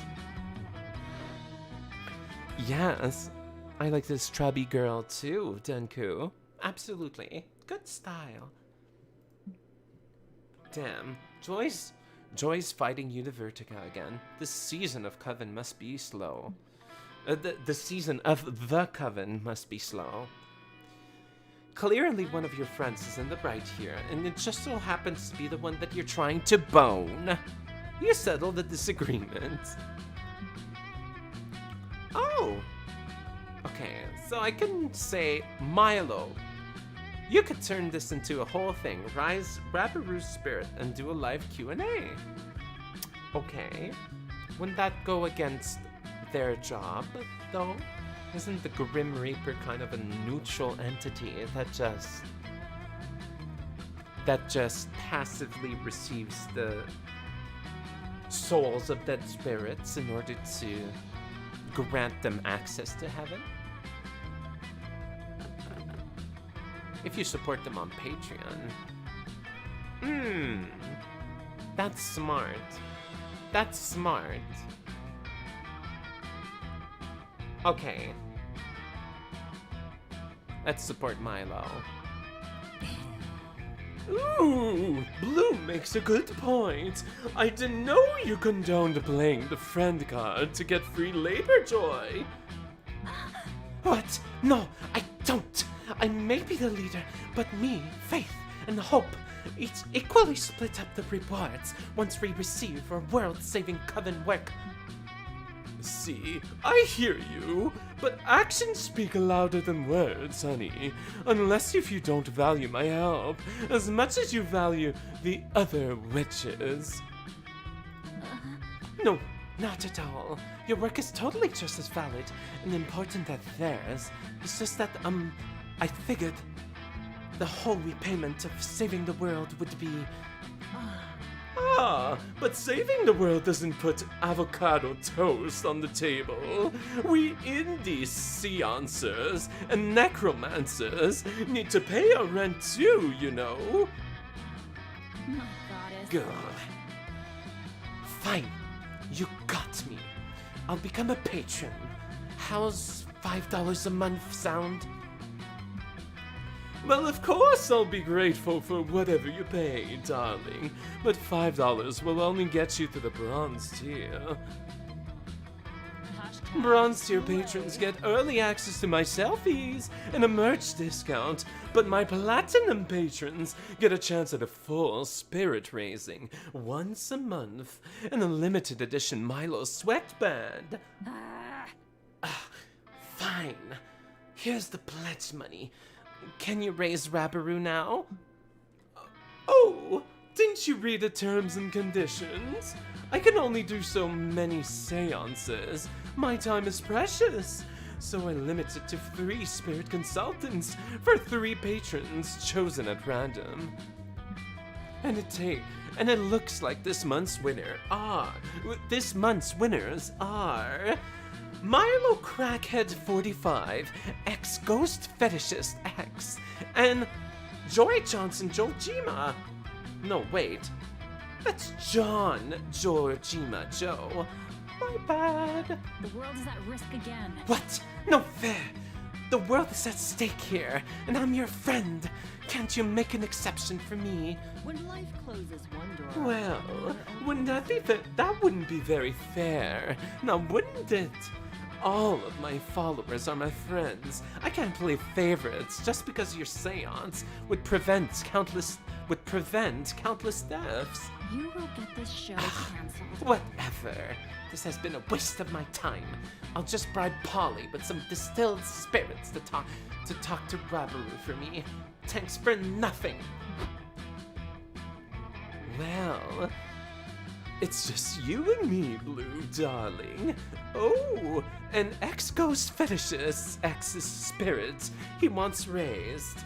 What can I do for you, my darling patron? Bye-bye, Tenku. Au revoir. Take care. Thank you for dropping by. Ooh, it looks like he wants the ghost of a leather daddy, Dom, from 1865. I don't, feel quite comfortable doing that. Never. You know, Blue, since that slot is open, perhaps you'd like me to raise a spirit for you. I don't mind bending the rules for someone such as yourself. You know. Nice. You request the spirit of Marquise de Lafayette, history's greatest wingman. Does not disappoint. Ooh! I need to go get hydrated. My voice is getting wonky, and I just need a little break before I continue my endeavor. So, I will be right back after these messages, these short messages, and I'll be serenading you with my little creepy song in my BRB screen. How does that deal sound? Pretty sweet, right? It better be, because that's what I'm offering you. Okay, let's go. Au revoir. Go, bats, go!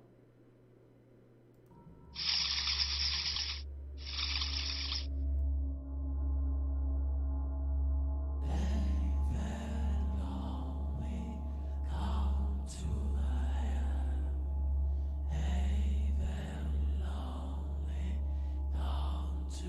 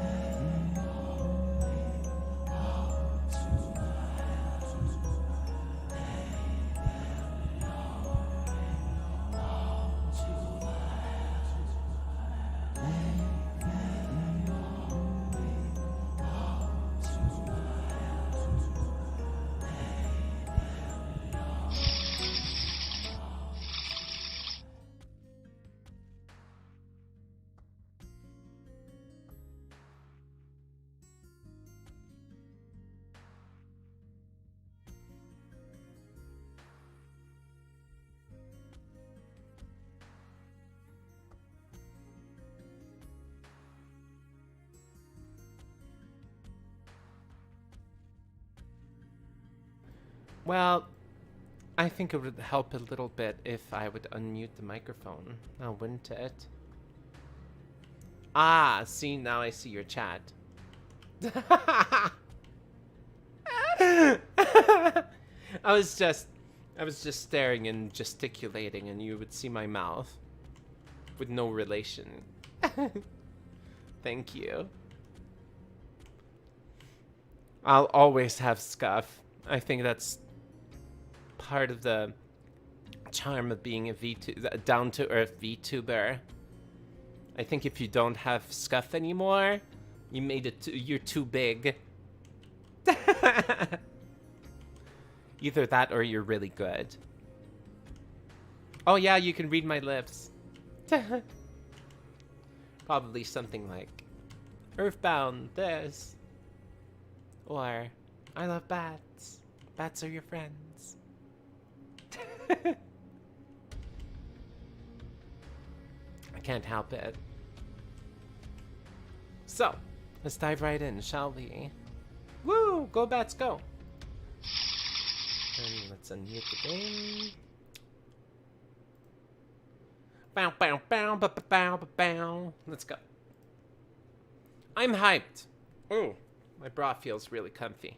I'm hyped. Ah. Alright, let's go.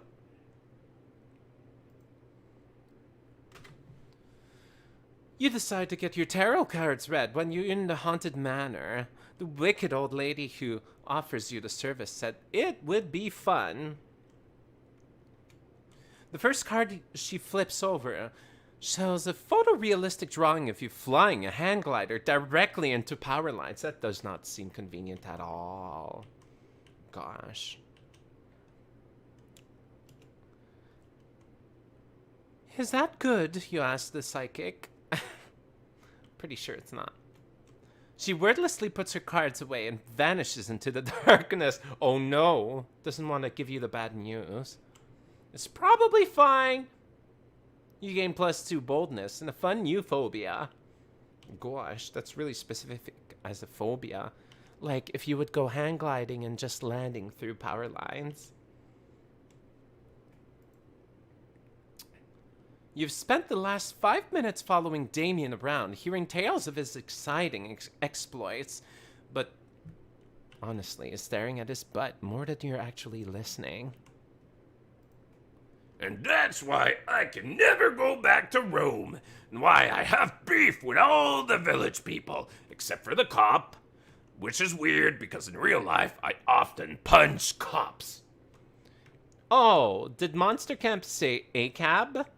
That sure sounds like Monster Camp said ACAB. I think so. Ooh, I should show you the badge he sent me after I sent him a video of me singing YMCA while burning down a series of YMCAs. I could never find anything in my camp bag. My dad sent me with so much extra stuff that I can't imagine I'd ever need while camping. I mean, a tent, a sleeping bag, a compass. When would I ever use any of that? Wait, what's this? It looks just like a flashlight, but instead of a light bulb, there's just like a fleshy-looking open mouth. Oh. I know what that is. Oh. Oh. I hope people in chat know what that is. Wink, wink. Oh no. Oh dear. You think that maybe while the LeVays were packing Damien's equipment, they dropped some equipment of their own by complete accident? Is it, maybe a utensil? It has a mouth. Maybe I'm supposed to use it to pre-chew my food before pouring it in my own mouth. Don't do that. Don't do that. That's a fleshlight. Damien, that's a fleshlight. Please don't do that. That's a fleshlight. Your food would be contaminated with fleshlight stuff. Okay. Nope.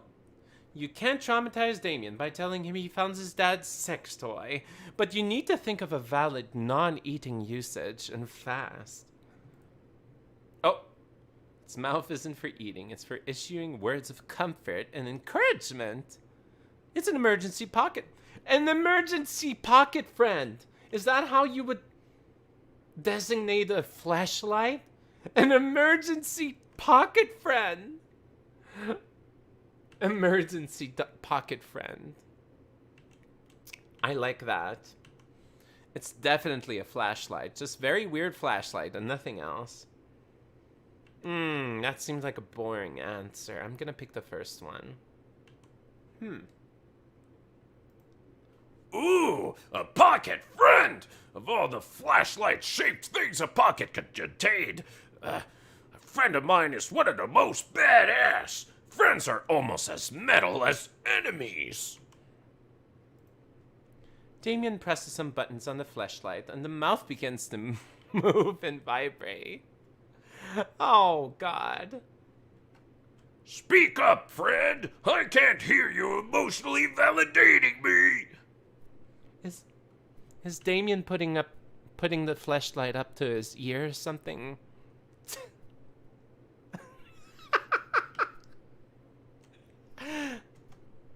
Damien presses more buttons, and to your surprise, the friend does indeed begin to talk. What? But its vocabulary seems to be limited. Ooh, yes! It screeches. Oh, I know what that means. Yes, you're happy my dad's gave you to me to be my new best friend while I'm away at camp. What a himbo. That's the spot? Yes, exactly. Camp Spooky's exactly the spot I'm meant to be at this very moment in time for some hardcore adventures. Harder, harder. You're right, new friend. Life does get harder and harder as we go along, doesn't it? Wow, you really do offer some pretty metal wisdom. Vieira said, finally got a break from packing a bit, using this time to watch me. Oh, yeah. Damien has a fleshlight, but doesn't know what a fleshlight is.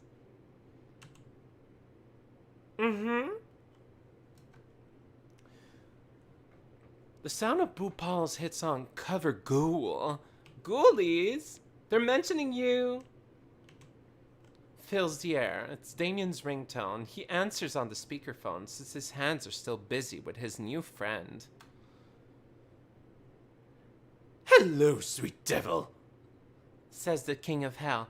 We were just wondering how things were going at Camp Spooky. Fucking metal!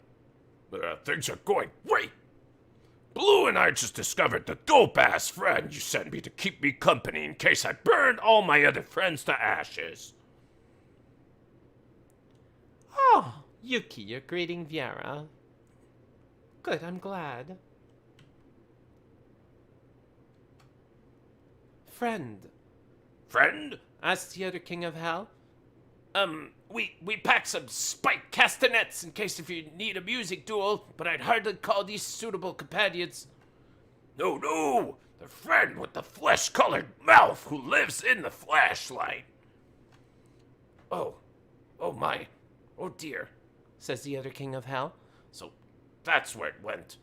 I assumed one of the magma pterodactyls swallowed it whole, but this is so much worse. Why?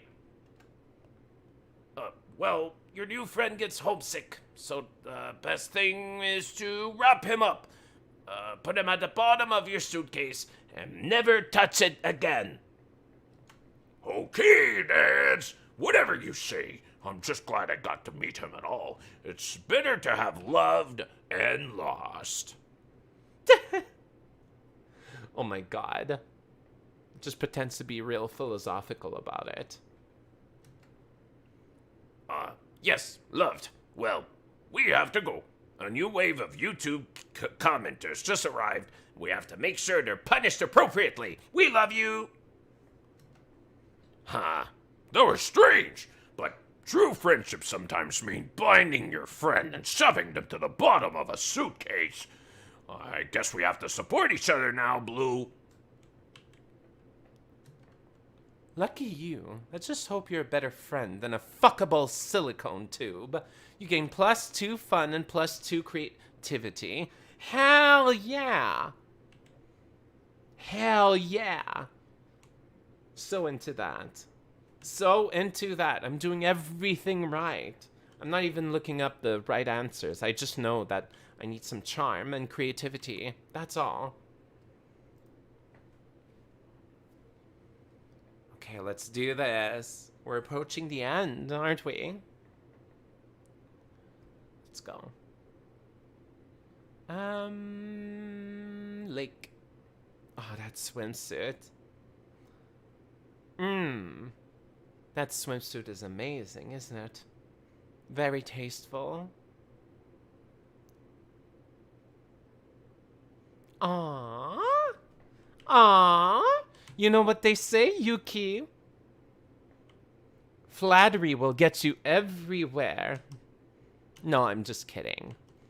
But that's the way that society tends to work. You spend the day playing in the lake. Everything is fun until you're mesmerized by a strange song. It's the sirens. They try to lure you with their beautiful chants, but you know better than to challenge them to a riff-off. They kick your ass, but you definitely had a lot of fun. More specifically, +2 fun. You and Damien are engaging in that classic camp prank of taking a bunch of other campers' sheets and tying them together to create a complicated net involved in a Rube Goldberg-esque deadfall trap.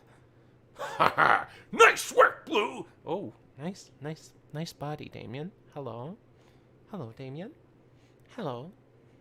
Those are nice pecs and nice 8-pack. Is that 8? I think that's 8. Nice.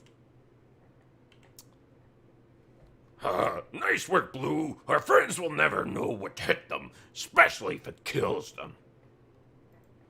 Hand me my bag, will ya?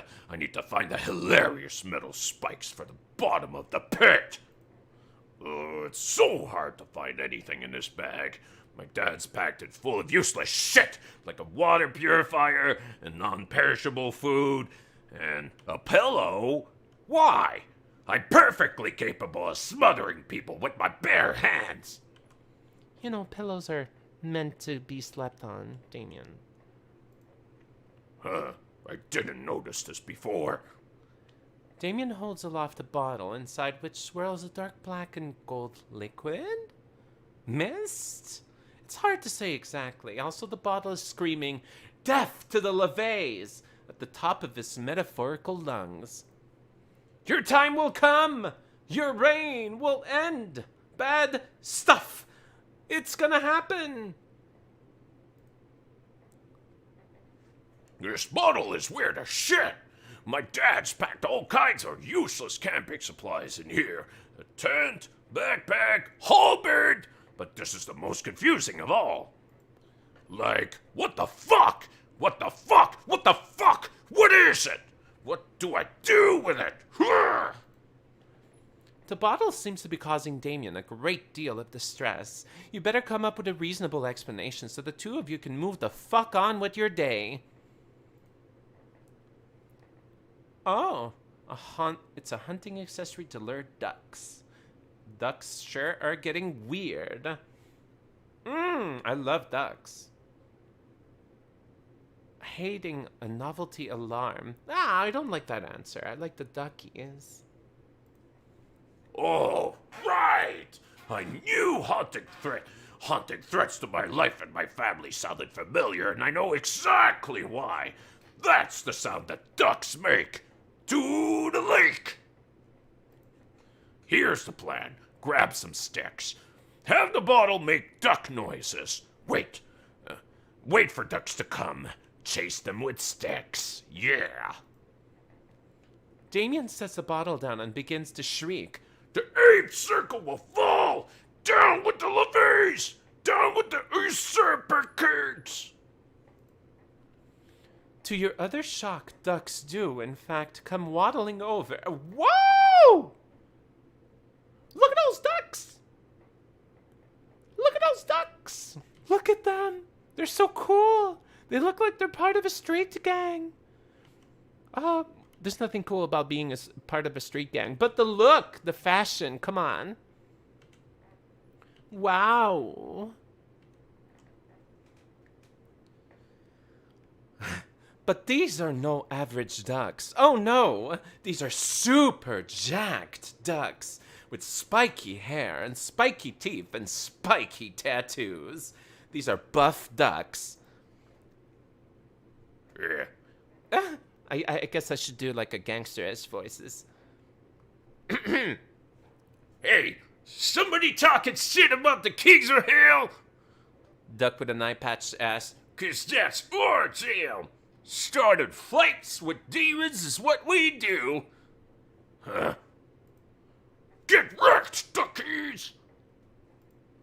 Damien immediately sets to chasing the ducks around with his stick. Huh?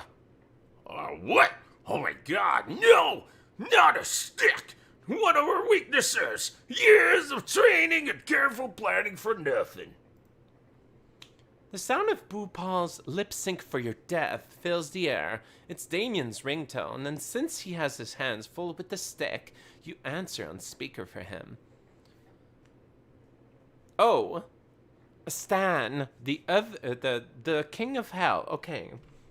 Stan, the King of Hell, should have a different voice than the other King of Hell. Hello.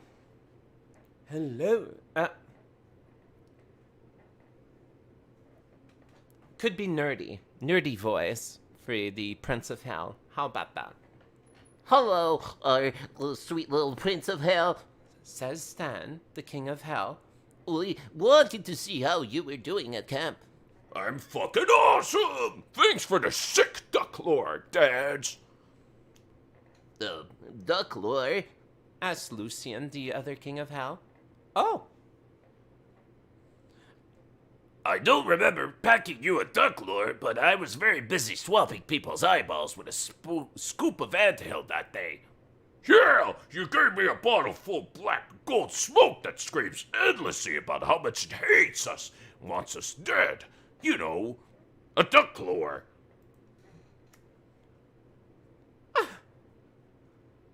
Oh, okay. Oh, Lucian, you silly Billy Willy warlord. I told you to pay more attention when packing Damien's bag. Damien, that's not a lure. That's a lure. Sorry, what now? Allure Vexraz, commander of the rebel armies of the Forbidden Black Flame. When he lost the war, we put his soul into a bottle. I meant to pack thermos, but I must have packed that instead. Oh, weird, 'cause it totally brought ducks to us. Handsome, very buff ducks. Oh, Says Stan.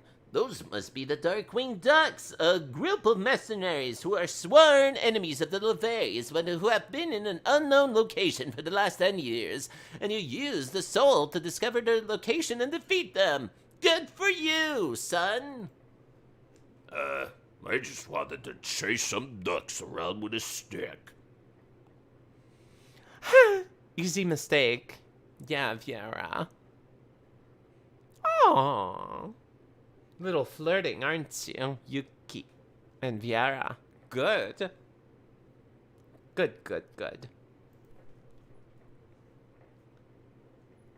That's our boy. Said Stan and Lucian in unison. You and Damien spend the rest of the afternoon happily chasing duckies with sticks. You lose -2 karma for harassing wildlife, but you get +2 fun and +1 smarts. Okay, not bad. Not bad at all. Oh, Milo, come here, you handsome Milo. After a long day of relentless horniness, you head to the campfire to relax. You find Milo, a Ravi, and Hex, all gathered around a tray of delicious-looking cheeses. Ah, perfect! Come join our tasting, Blue. We needed a 4th. Anyway, as I was saying, I recommend you begin with the 10,000-day aged Gouda. I know you don't often see a Gouda as a starting cheese, but I think you'll be pleasantly surprised.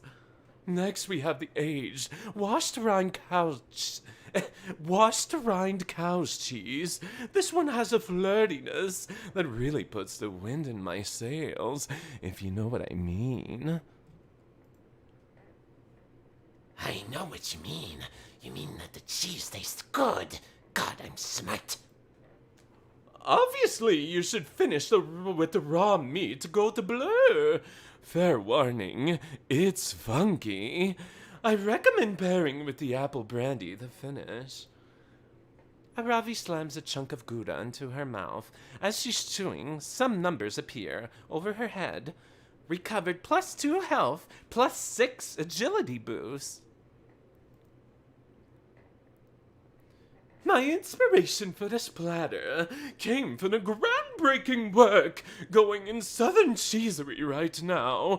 You'll notice there's a certain lighter, airy quality to the finish.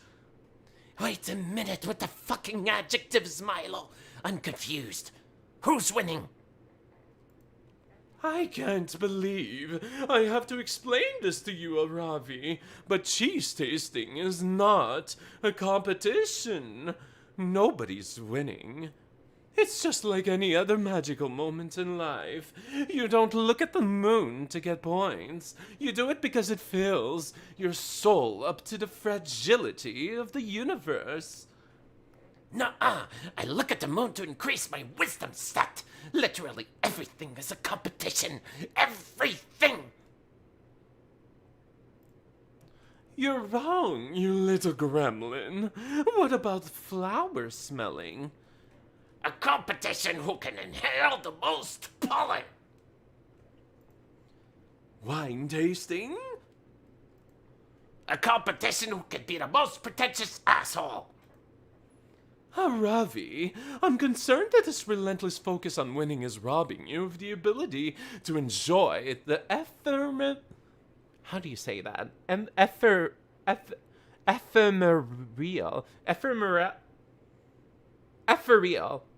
I'll say that. Nature of existence. Oh.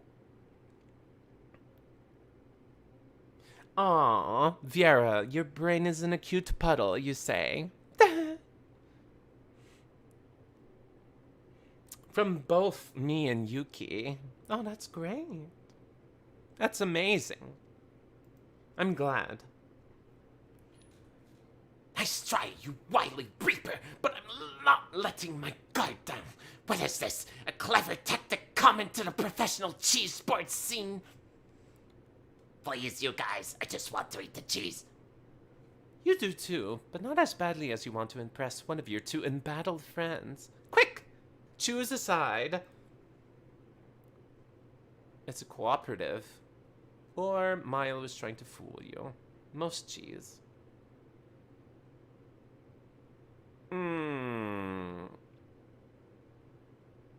Okay, I'm not saying that Milo's fooling Ravi. I think that would be better. Ooh, I got it. Yeah.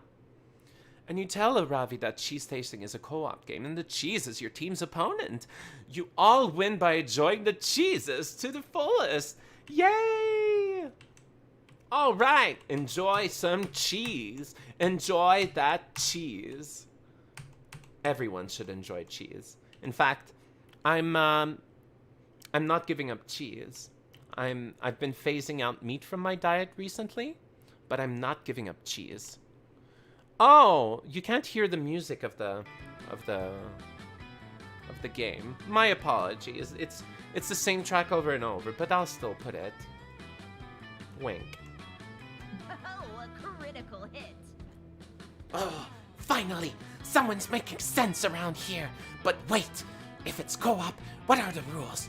Am I the tank or am I the healer? How are points rewarded? Who's judging this thing? How much XP do I get for winning? Is it shared XP across the team or proportional to the damage inflicted on the cheese per player? Well, clearly, you're the DPS, which means deliciousness per second. We'll be counting on you to enjoy the cheeses, especially hard. Pass me the ketchup. Yeah, and I'm the healer, which means you get maximum points by giving me bites of your cheese. With a Ravi sufficiently motivated, the four of you dive into the cheeses. Good God, these are delicious. Who knew that the weird old milk can be so good? Cool Ranch Doritos. Milo, I have to say, this Gorgonzola is really next level. It's like Doritos level good. Damn. Glad you're enjoying it, my friendly little curs. I do think it's one of my finest platters yet. Yeah, I'm so into this cheese. I'm loving the shit out of it.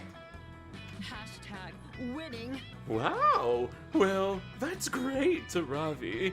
Enthusiasm is the fermented citrus pepper paste of life. Yeah, cheese is a decent protein replacer. Not as much as beans, but still pretty fine. Oh, a critical I'm hit. chewing the hell out of this Gorgonzola. I'm gonna fucking crush its score and having fun. You all managed to have a great time, and Ravi seems to be super pleased with her final score. I'm gonna go grind. Sweet! Now that I've conquered cheese tasting, I've gotta move on to the next XP grind. See you two dummies later! Ravi leaves while Hex takes a satisfying post-cheese nap on her shoulders. Well, now that she's gone, shall we get started on a superior cheese platter?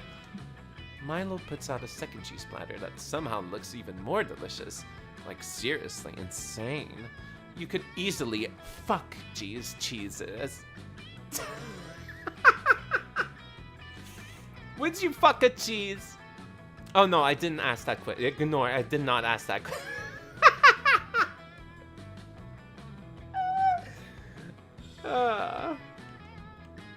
Oh yeah, tofu is good. Tofu tastes really good if it's got good accompaniment. It just ends up kind of tasting the thing that it's in. But up to now, in my meal substitutes, I have enjoyed the Beyond Meat Italian sausage from Pizza Hut the most up to now. And of course, sushi's always great. You know.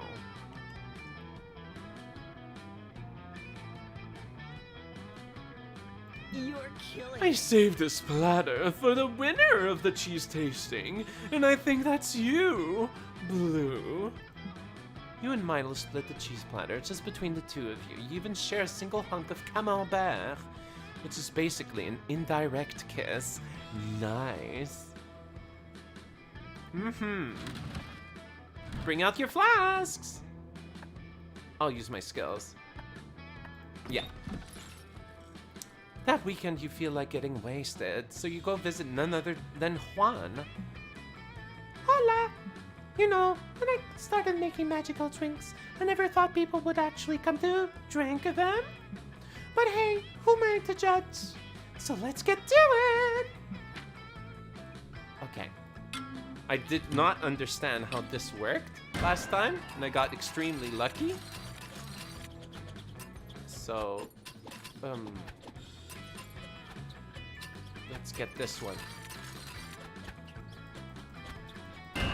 Oh! Did I get something good? I hope so. I hope so. Bloody Mary. What are you doing? Drinking a Bloody Mary? That's a curse! Who drinks curse? No! Oh no. Did I mess up? No. No, no, no, no, no. Aww. Just because I keep my curses in glasses and cups, it doesn't mean you should drink them. When anyone visits a location, they will lose stats. Have fun with it. Oh my god. I'm cursed. This is the part where I leave where you puke all over me. Where you puke all over me. I chow. Oh god. I only have 3 locations left anyway, so Adventure awaits us. I better gain stats. Okay. Does it show which stats that it actually affects? Huh. I wanna go at Lick. Black bean morning star burger. That sounds great, actually. That sounds scrumptious. That sounds delectable. That day you decide to take a swimming class in the lake. You learn all sorts of cool swimming techniques. The backstroke, the side stroke, the Macarena stroke, the mime having a stroke. All those strokes sure are fun, though perhaps a bit medically concerning. You gain -2 fun. Oh, you join a game of look at Dahlia's swimsuit. Oh my god. I took the same voice. By the way, thank you for the clip. Thank you so much, Yuki, for the clip. So kind. So nice. What a nice ghoulie. Good Yuki. Very good Yuki.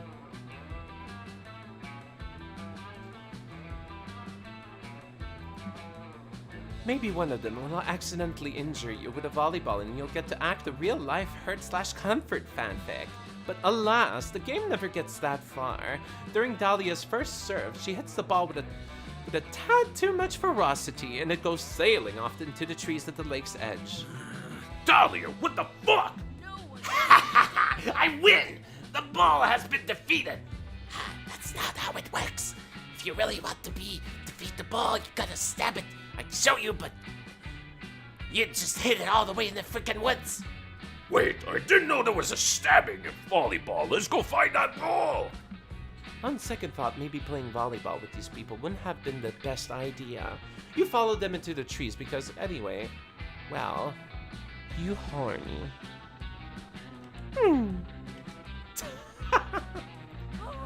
Guys, over here! I found a dead body! Also the volleyball! The three of you follow Dahlia's voice and find her standing over the body of a pirate. He's got it all. A peg leg, a bandana, a fatal volleyball wound to the face. Whoops. Lame. Oh man, the volleyball is totally ruined. Way to go, Dahlia.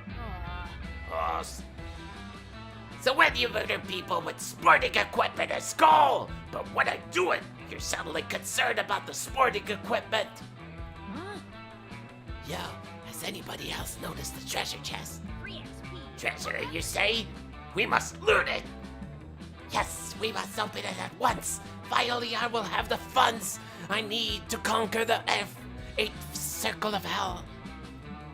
Not if I spend it all on the tomahawks and fireworks. Need before greed is a rule, guys. And I need treasure. Oh gods, I need it bad. Move on. Damn, girl. No wonder you ended up with a cursed necklace. All three of your friends sleep on the chest at once, biting, scratching, and hacking at it for all they're worth. It's no use. Ah, I'll never get the treasure at this rate. If only one of us were some kind of brilliant tactician adept at thinking unorthodox solutions. You're probably the closest thing to a tactician in the group. You throw out a suggestion. Give the chest therapy. No, not therapy. Not therapy. No, it was Dahlia. It was Dahlia. Dahlia is so cool. Look at those muscles. Look at those. Anyway.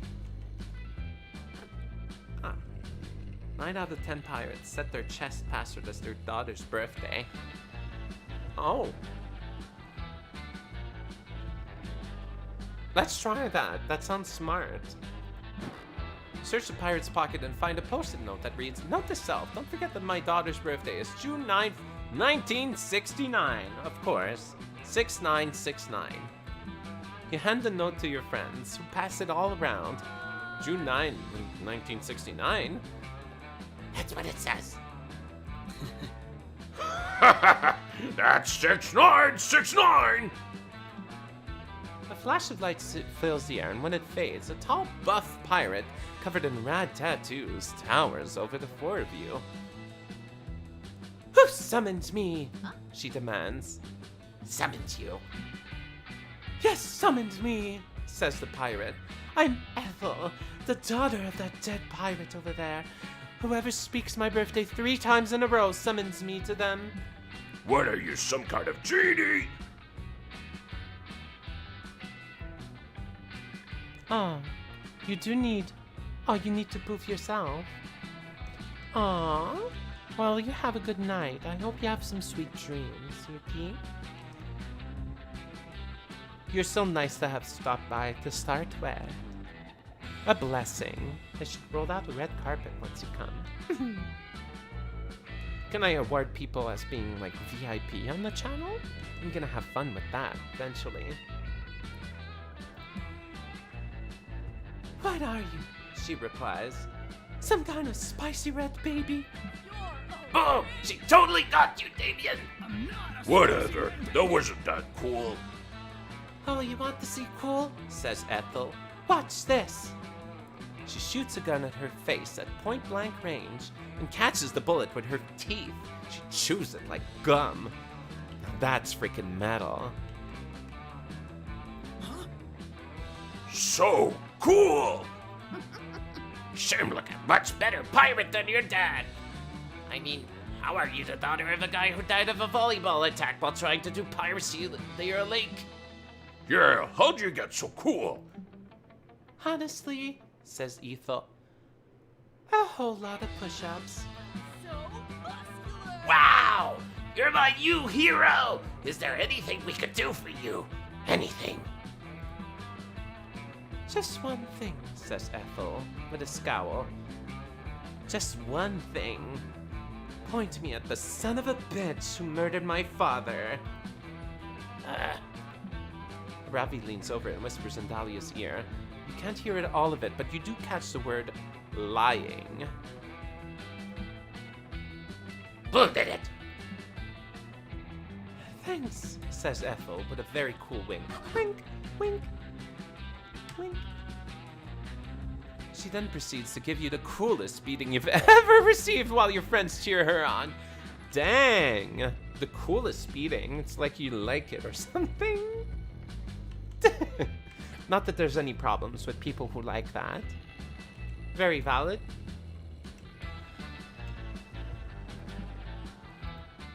There you go. Almost at the end now. Will I get Milo, you think? I think so. Ooh, my heart is aflutter just thinking of the possibilities. That day, you get lost hiking in the woods. You use the stars, aka nature's compass, to get back to camp. The stars actually teach you all sorts of things, like how one of the stars in Orion's belt is actually a nebula. The stars also teach you Italian, the quadratic formula, and the true meaning of friendship. Wow, the stars sure are smart. And they give you -2 smarts. Yeah, because I'm cursed with the Bloody Mary. You're enjoying a generic off-screen activity. This is meta. When suddenly... Blue, you are literally exactly the monster I was hoping to see. I think I've finally figured out how to lure out the wildfire. After all, 3rd time's the charm. Plus, I don't think I've ever seen anyone's escapes or problems or situations last more than 3 interactions. You think back on your interactions at Camp Spooky and Spooky High and agree that yes, conversations on the topic tend to happen either completely randomly or at most 3 times. I think this is commenting on the game design. We tried to prove I'm metal, but as we already know, I'm metal. We tried to prove I'm reckless and dangerous. We all know I am. The problem is that those qualities are on the inside. They aren't objectively measurable. I need to do something that is categorically at its core all of those things. And ideally something that the old me that Ravi and Dahlia think is dead would have done all the time. You can't lure fire with fire, so that's out. Which means my second most tried and true activity is on the table. Crimes! Here we go! Crime time! Crime time! Crime time, yeah! I'm psyching myself up because it's fun! Not because I've begun to doubt that I really am metal and reckless and cool since a wildfire won't appear to me. Yeah, that was convincing. What crime you think I should do? Not because I know enough about crime or am not a crime expert and the best criminal ever, just cause you've been a good, hype person for me. And, I want you to feel included. Oh, is that his way of flirting? Yet again, another very convincing show of confidence from Damien. But if your spicy red crush needs a little push, you're happy to help him out. You suggest the perfect crime. A heist! Oh, I don't want to lose any charm, so I'm gonna take the other. Fuck yeah! I've always wanted to be a pirate! Do we think I should chop off one of my legs so I could get a wooden one? No, wait, I already chopped off one of my horns. We should chop off one of your legs. You're able to convince that no one's legs actually need to be cut off, and you guys can just put eye patches and kidnap some parrots or something. Before we start our bird napping, we should at least do a little piracy first, so we can get those downloads going. Is this dissing PC pirates? Like online piracy? I think so. Chaos! Yes. It's appropriate to describe this game. Yes, indeed. Ooh, now that I'm becoming a master of pirating, I'm going to go ahead and download the bootleg copy of an album you should pay for by Desperate Creator, my favorite artist. Okay, that's cool. You should support your local artists, especially if they are desperate creators. We're gonna blast that shit while we go parrot hunting. Desperat's always posting the funniest little video on his Twitter, too. Check it out. Wait, what? He just posted a message saying he's quitting the music industry. Says, dear fans, by this I mean my true fans, the one who care about me and the music I create. That's me! I'm a true fan. By which I mean the fans who care about my music I'm make enough to compensate me for my time, effort, and artistry. Wait. That's what being a true fan means? I thought it meant violently attacking anyone who didn't share my music preferences. No. You can respect others who don't like that. Oh man, keeps going. I told myself if one more fan made the selfish choice to illegally download my work, I'd cut off my legs and turn into a sperm whale. So that's what I did. I'm a sperm whale now, and I live in the ocean. At least whales don't pirate music. What? This is my fault? But I thought piracy was a victimless crime, because normally when my crimes have victims, there's at least, like, some blood involved. Ugh, Blue. I can't believe you tricked me into turning one of my favorite artists into a whale. And doing crime with victims who don't even bleed in a cool way. I don't even care about fighting the wildfire anymore. I hope the wildfire appears to you and eats you. At first, you're unsure if fire can really eat people, but then you remember it's called being roasted alive. This understandably bums you out, so you lose minus. No! Don't touch my charm! No! No, that's my charm. Oh no! Oh, I'm sad. I might still have Milo. Might. Last day of summer is here.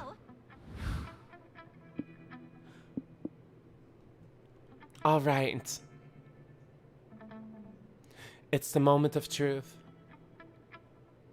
Milo, will you be mine?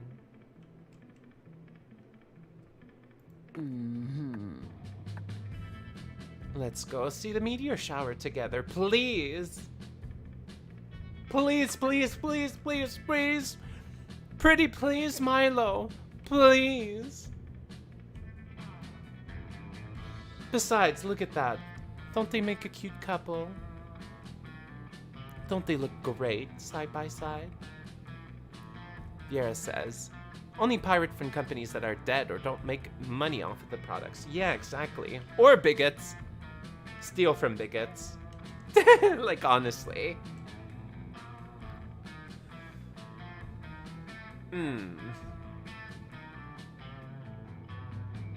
Let's go. All right. Uh-oh. The moment of truth. You finally gathered the courage and asked your beloved to watch the meteor shower with you? The two of us? A summer fling?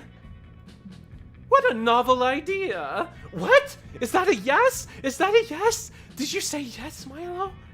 Oh my god. Oh my god. Oh my god. Oh my god. Oh my god. Oh my god. Oh my god. Oh my god. Oh my god. Oh my god. Milo said yes?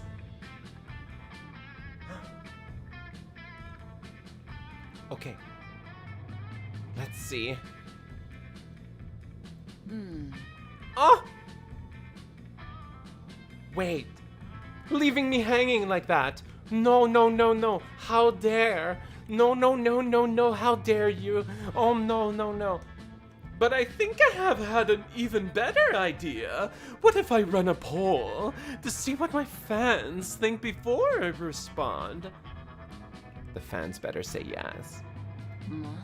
Okay, setting it up. Great.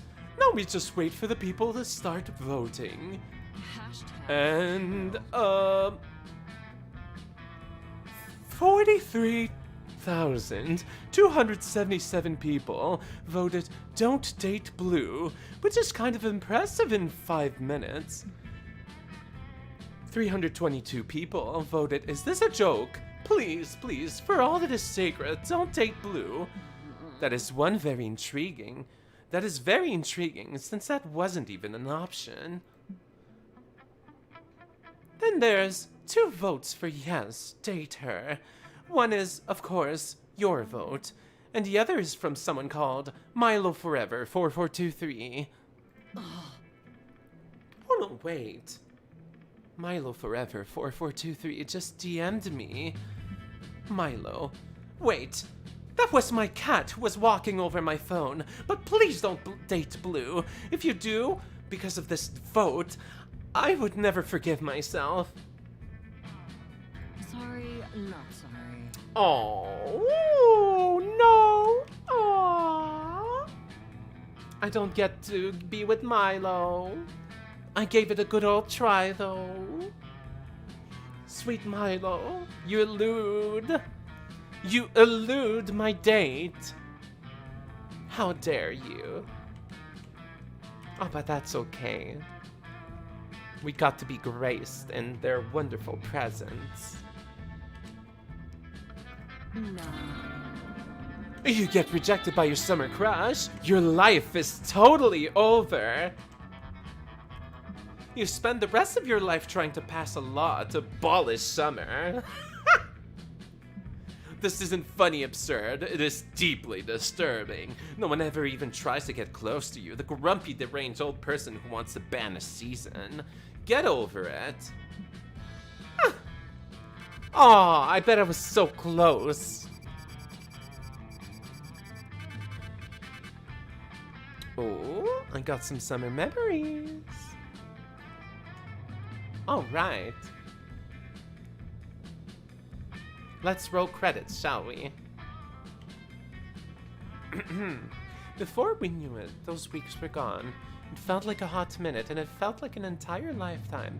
That night, as if we saw summer coming to an end, we all wondered what could come next for us. It felt like the end of something big. Little did we know, life has still many wonders, misadventures in store for us. Now I'm older and I could see it, how those years became the foundation of the mythology of our lives. Broken hearts turned tragedies, sung for centuries. Wild nights became epics, treasured forever. Every kiss and every laugh is now a constellation we'll always find while gazing into the starry night, no matter how many years go by. Oh.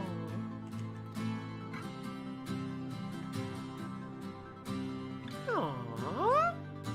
Here's a nice cozy song. Rhythming Jamie. I tried.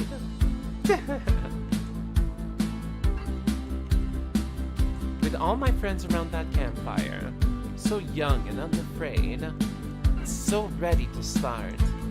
Welcome to the streamer Aw. version of the credit song. It's the streamer version of the credits song. Thanks for playing Monster Camp. What did you like the most about it? Will you review it? I would love to I am review the it. bringer of a message just for you. Oh, live streamers of the world. I was commissioned to write a song about your issues, so you can use it. I love this. This is so meta. It's a pinky promise. It's a pinky promise. It won't strike you down, down, down. I won't have a copyright We won't strike. bother you They guaranteed it down in the song. line. You will monetize. I will monetize. You won't get a strike. I won't get a strike. Monster Camp. You'll be just fine. I'll be just fine. Stream Monster Camp. I won't get copyright strikes. I love these animations. Love the character Don't designs. forget to Practically like everyone. and subscribe and hit the notification bell.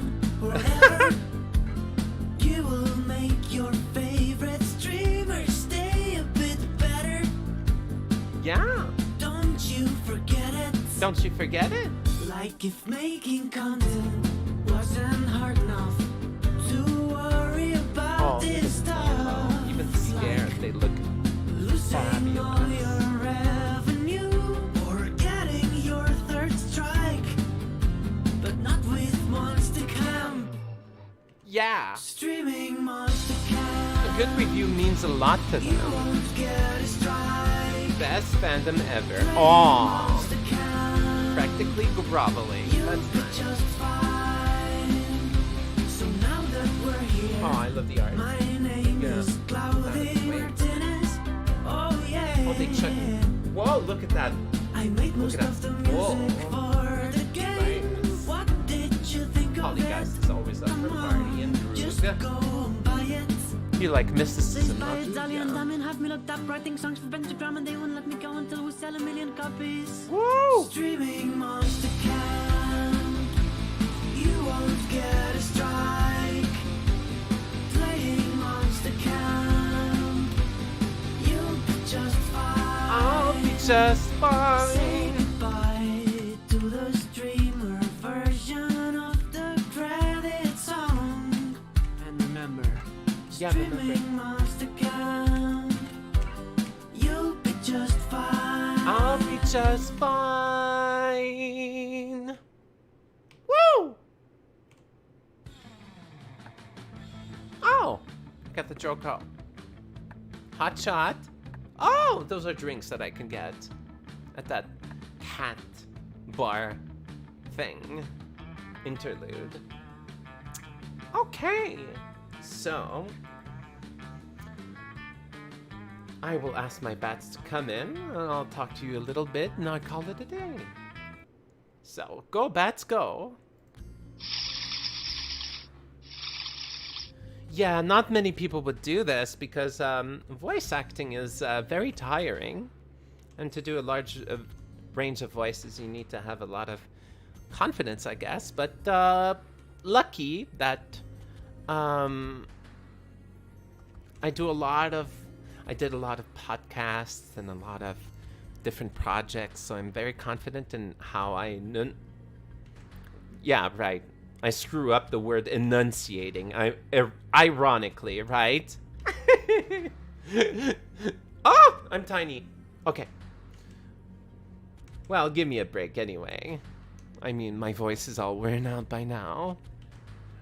But yeah, I love doing karaoke, but I'm upset to know that karaoke on Twitch is kind of frowned upon. Like it's officially not supposed to happen on Twitch. But yeah, I go to karaoke very often, and so I use a lot of the range of my voice very often. I went to karaoke like over 100 times. What is it? But maybe I should do a karaoke night at the Discord, huh? And for anyone who wants to join my Discord, who watches this as a VOD, you can look at my About To page, whether it's on YouTube or Twitch or whatever, and you can join the Discord. It's a safe little space. It's very LGBTQIA friendly, and I'm very proud of it. It's a cozy little space called Gothic Stronghold.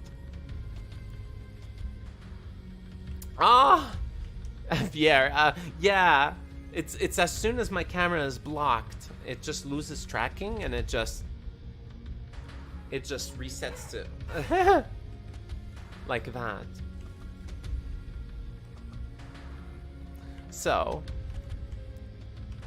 Vieira, it seems like you're the only one here. It's only you and me. How do you feel about that? But unfortunately, I need to say goodbye for now. I hope you have a nice night. Thank you so much to have graced me with your presence. And don't forget, sometimes some ducks are not your friends. Don't forget, some ducks are your friends.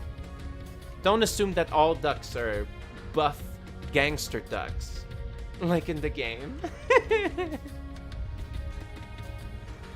Now, I didn't conquer Milo's heart, but I'm convinced that one day I will. I'll get you, Milo. I'm confident of it. I have Milo in my heart already. There's a little bit of Milo in all of us. So, I bid you adieu. Have a nice evening. Au revoir.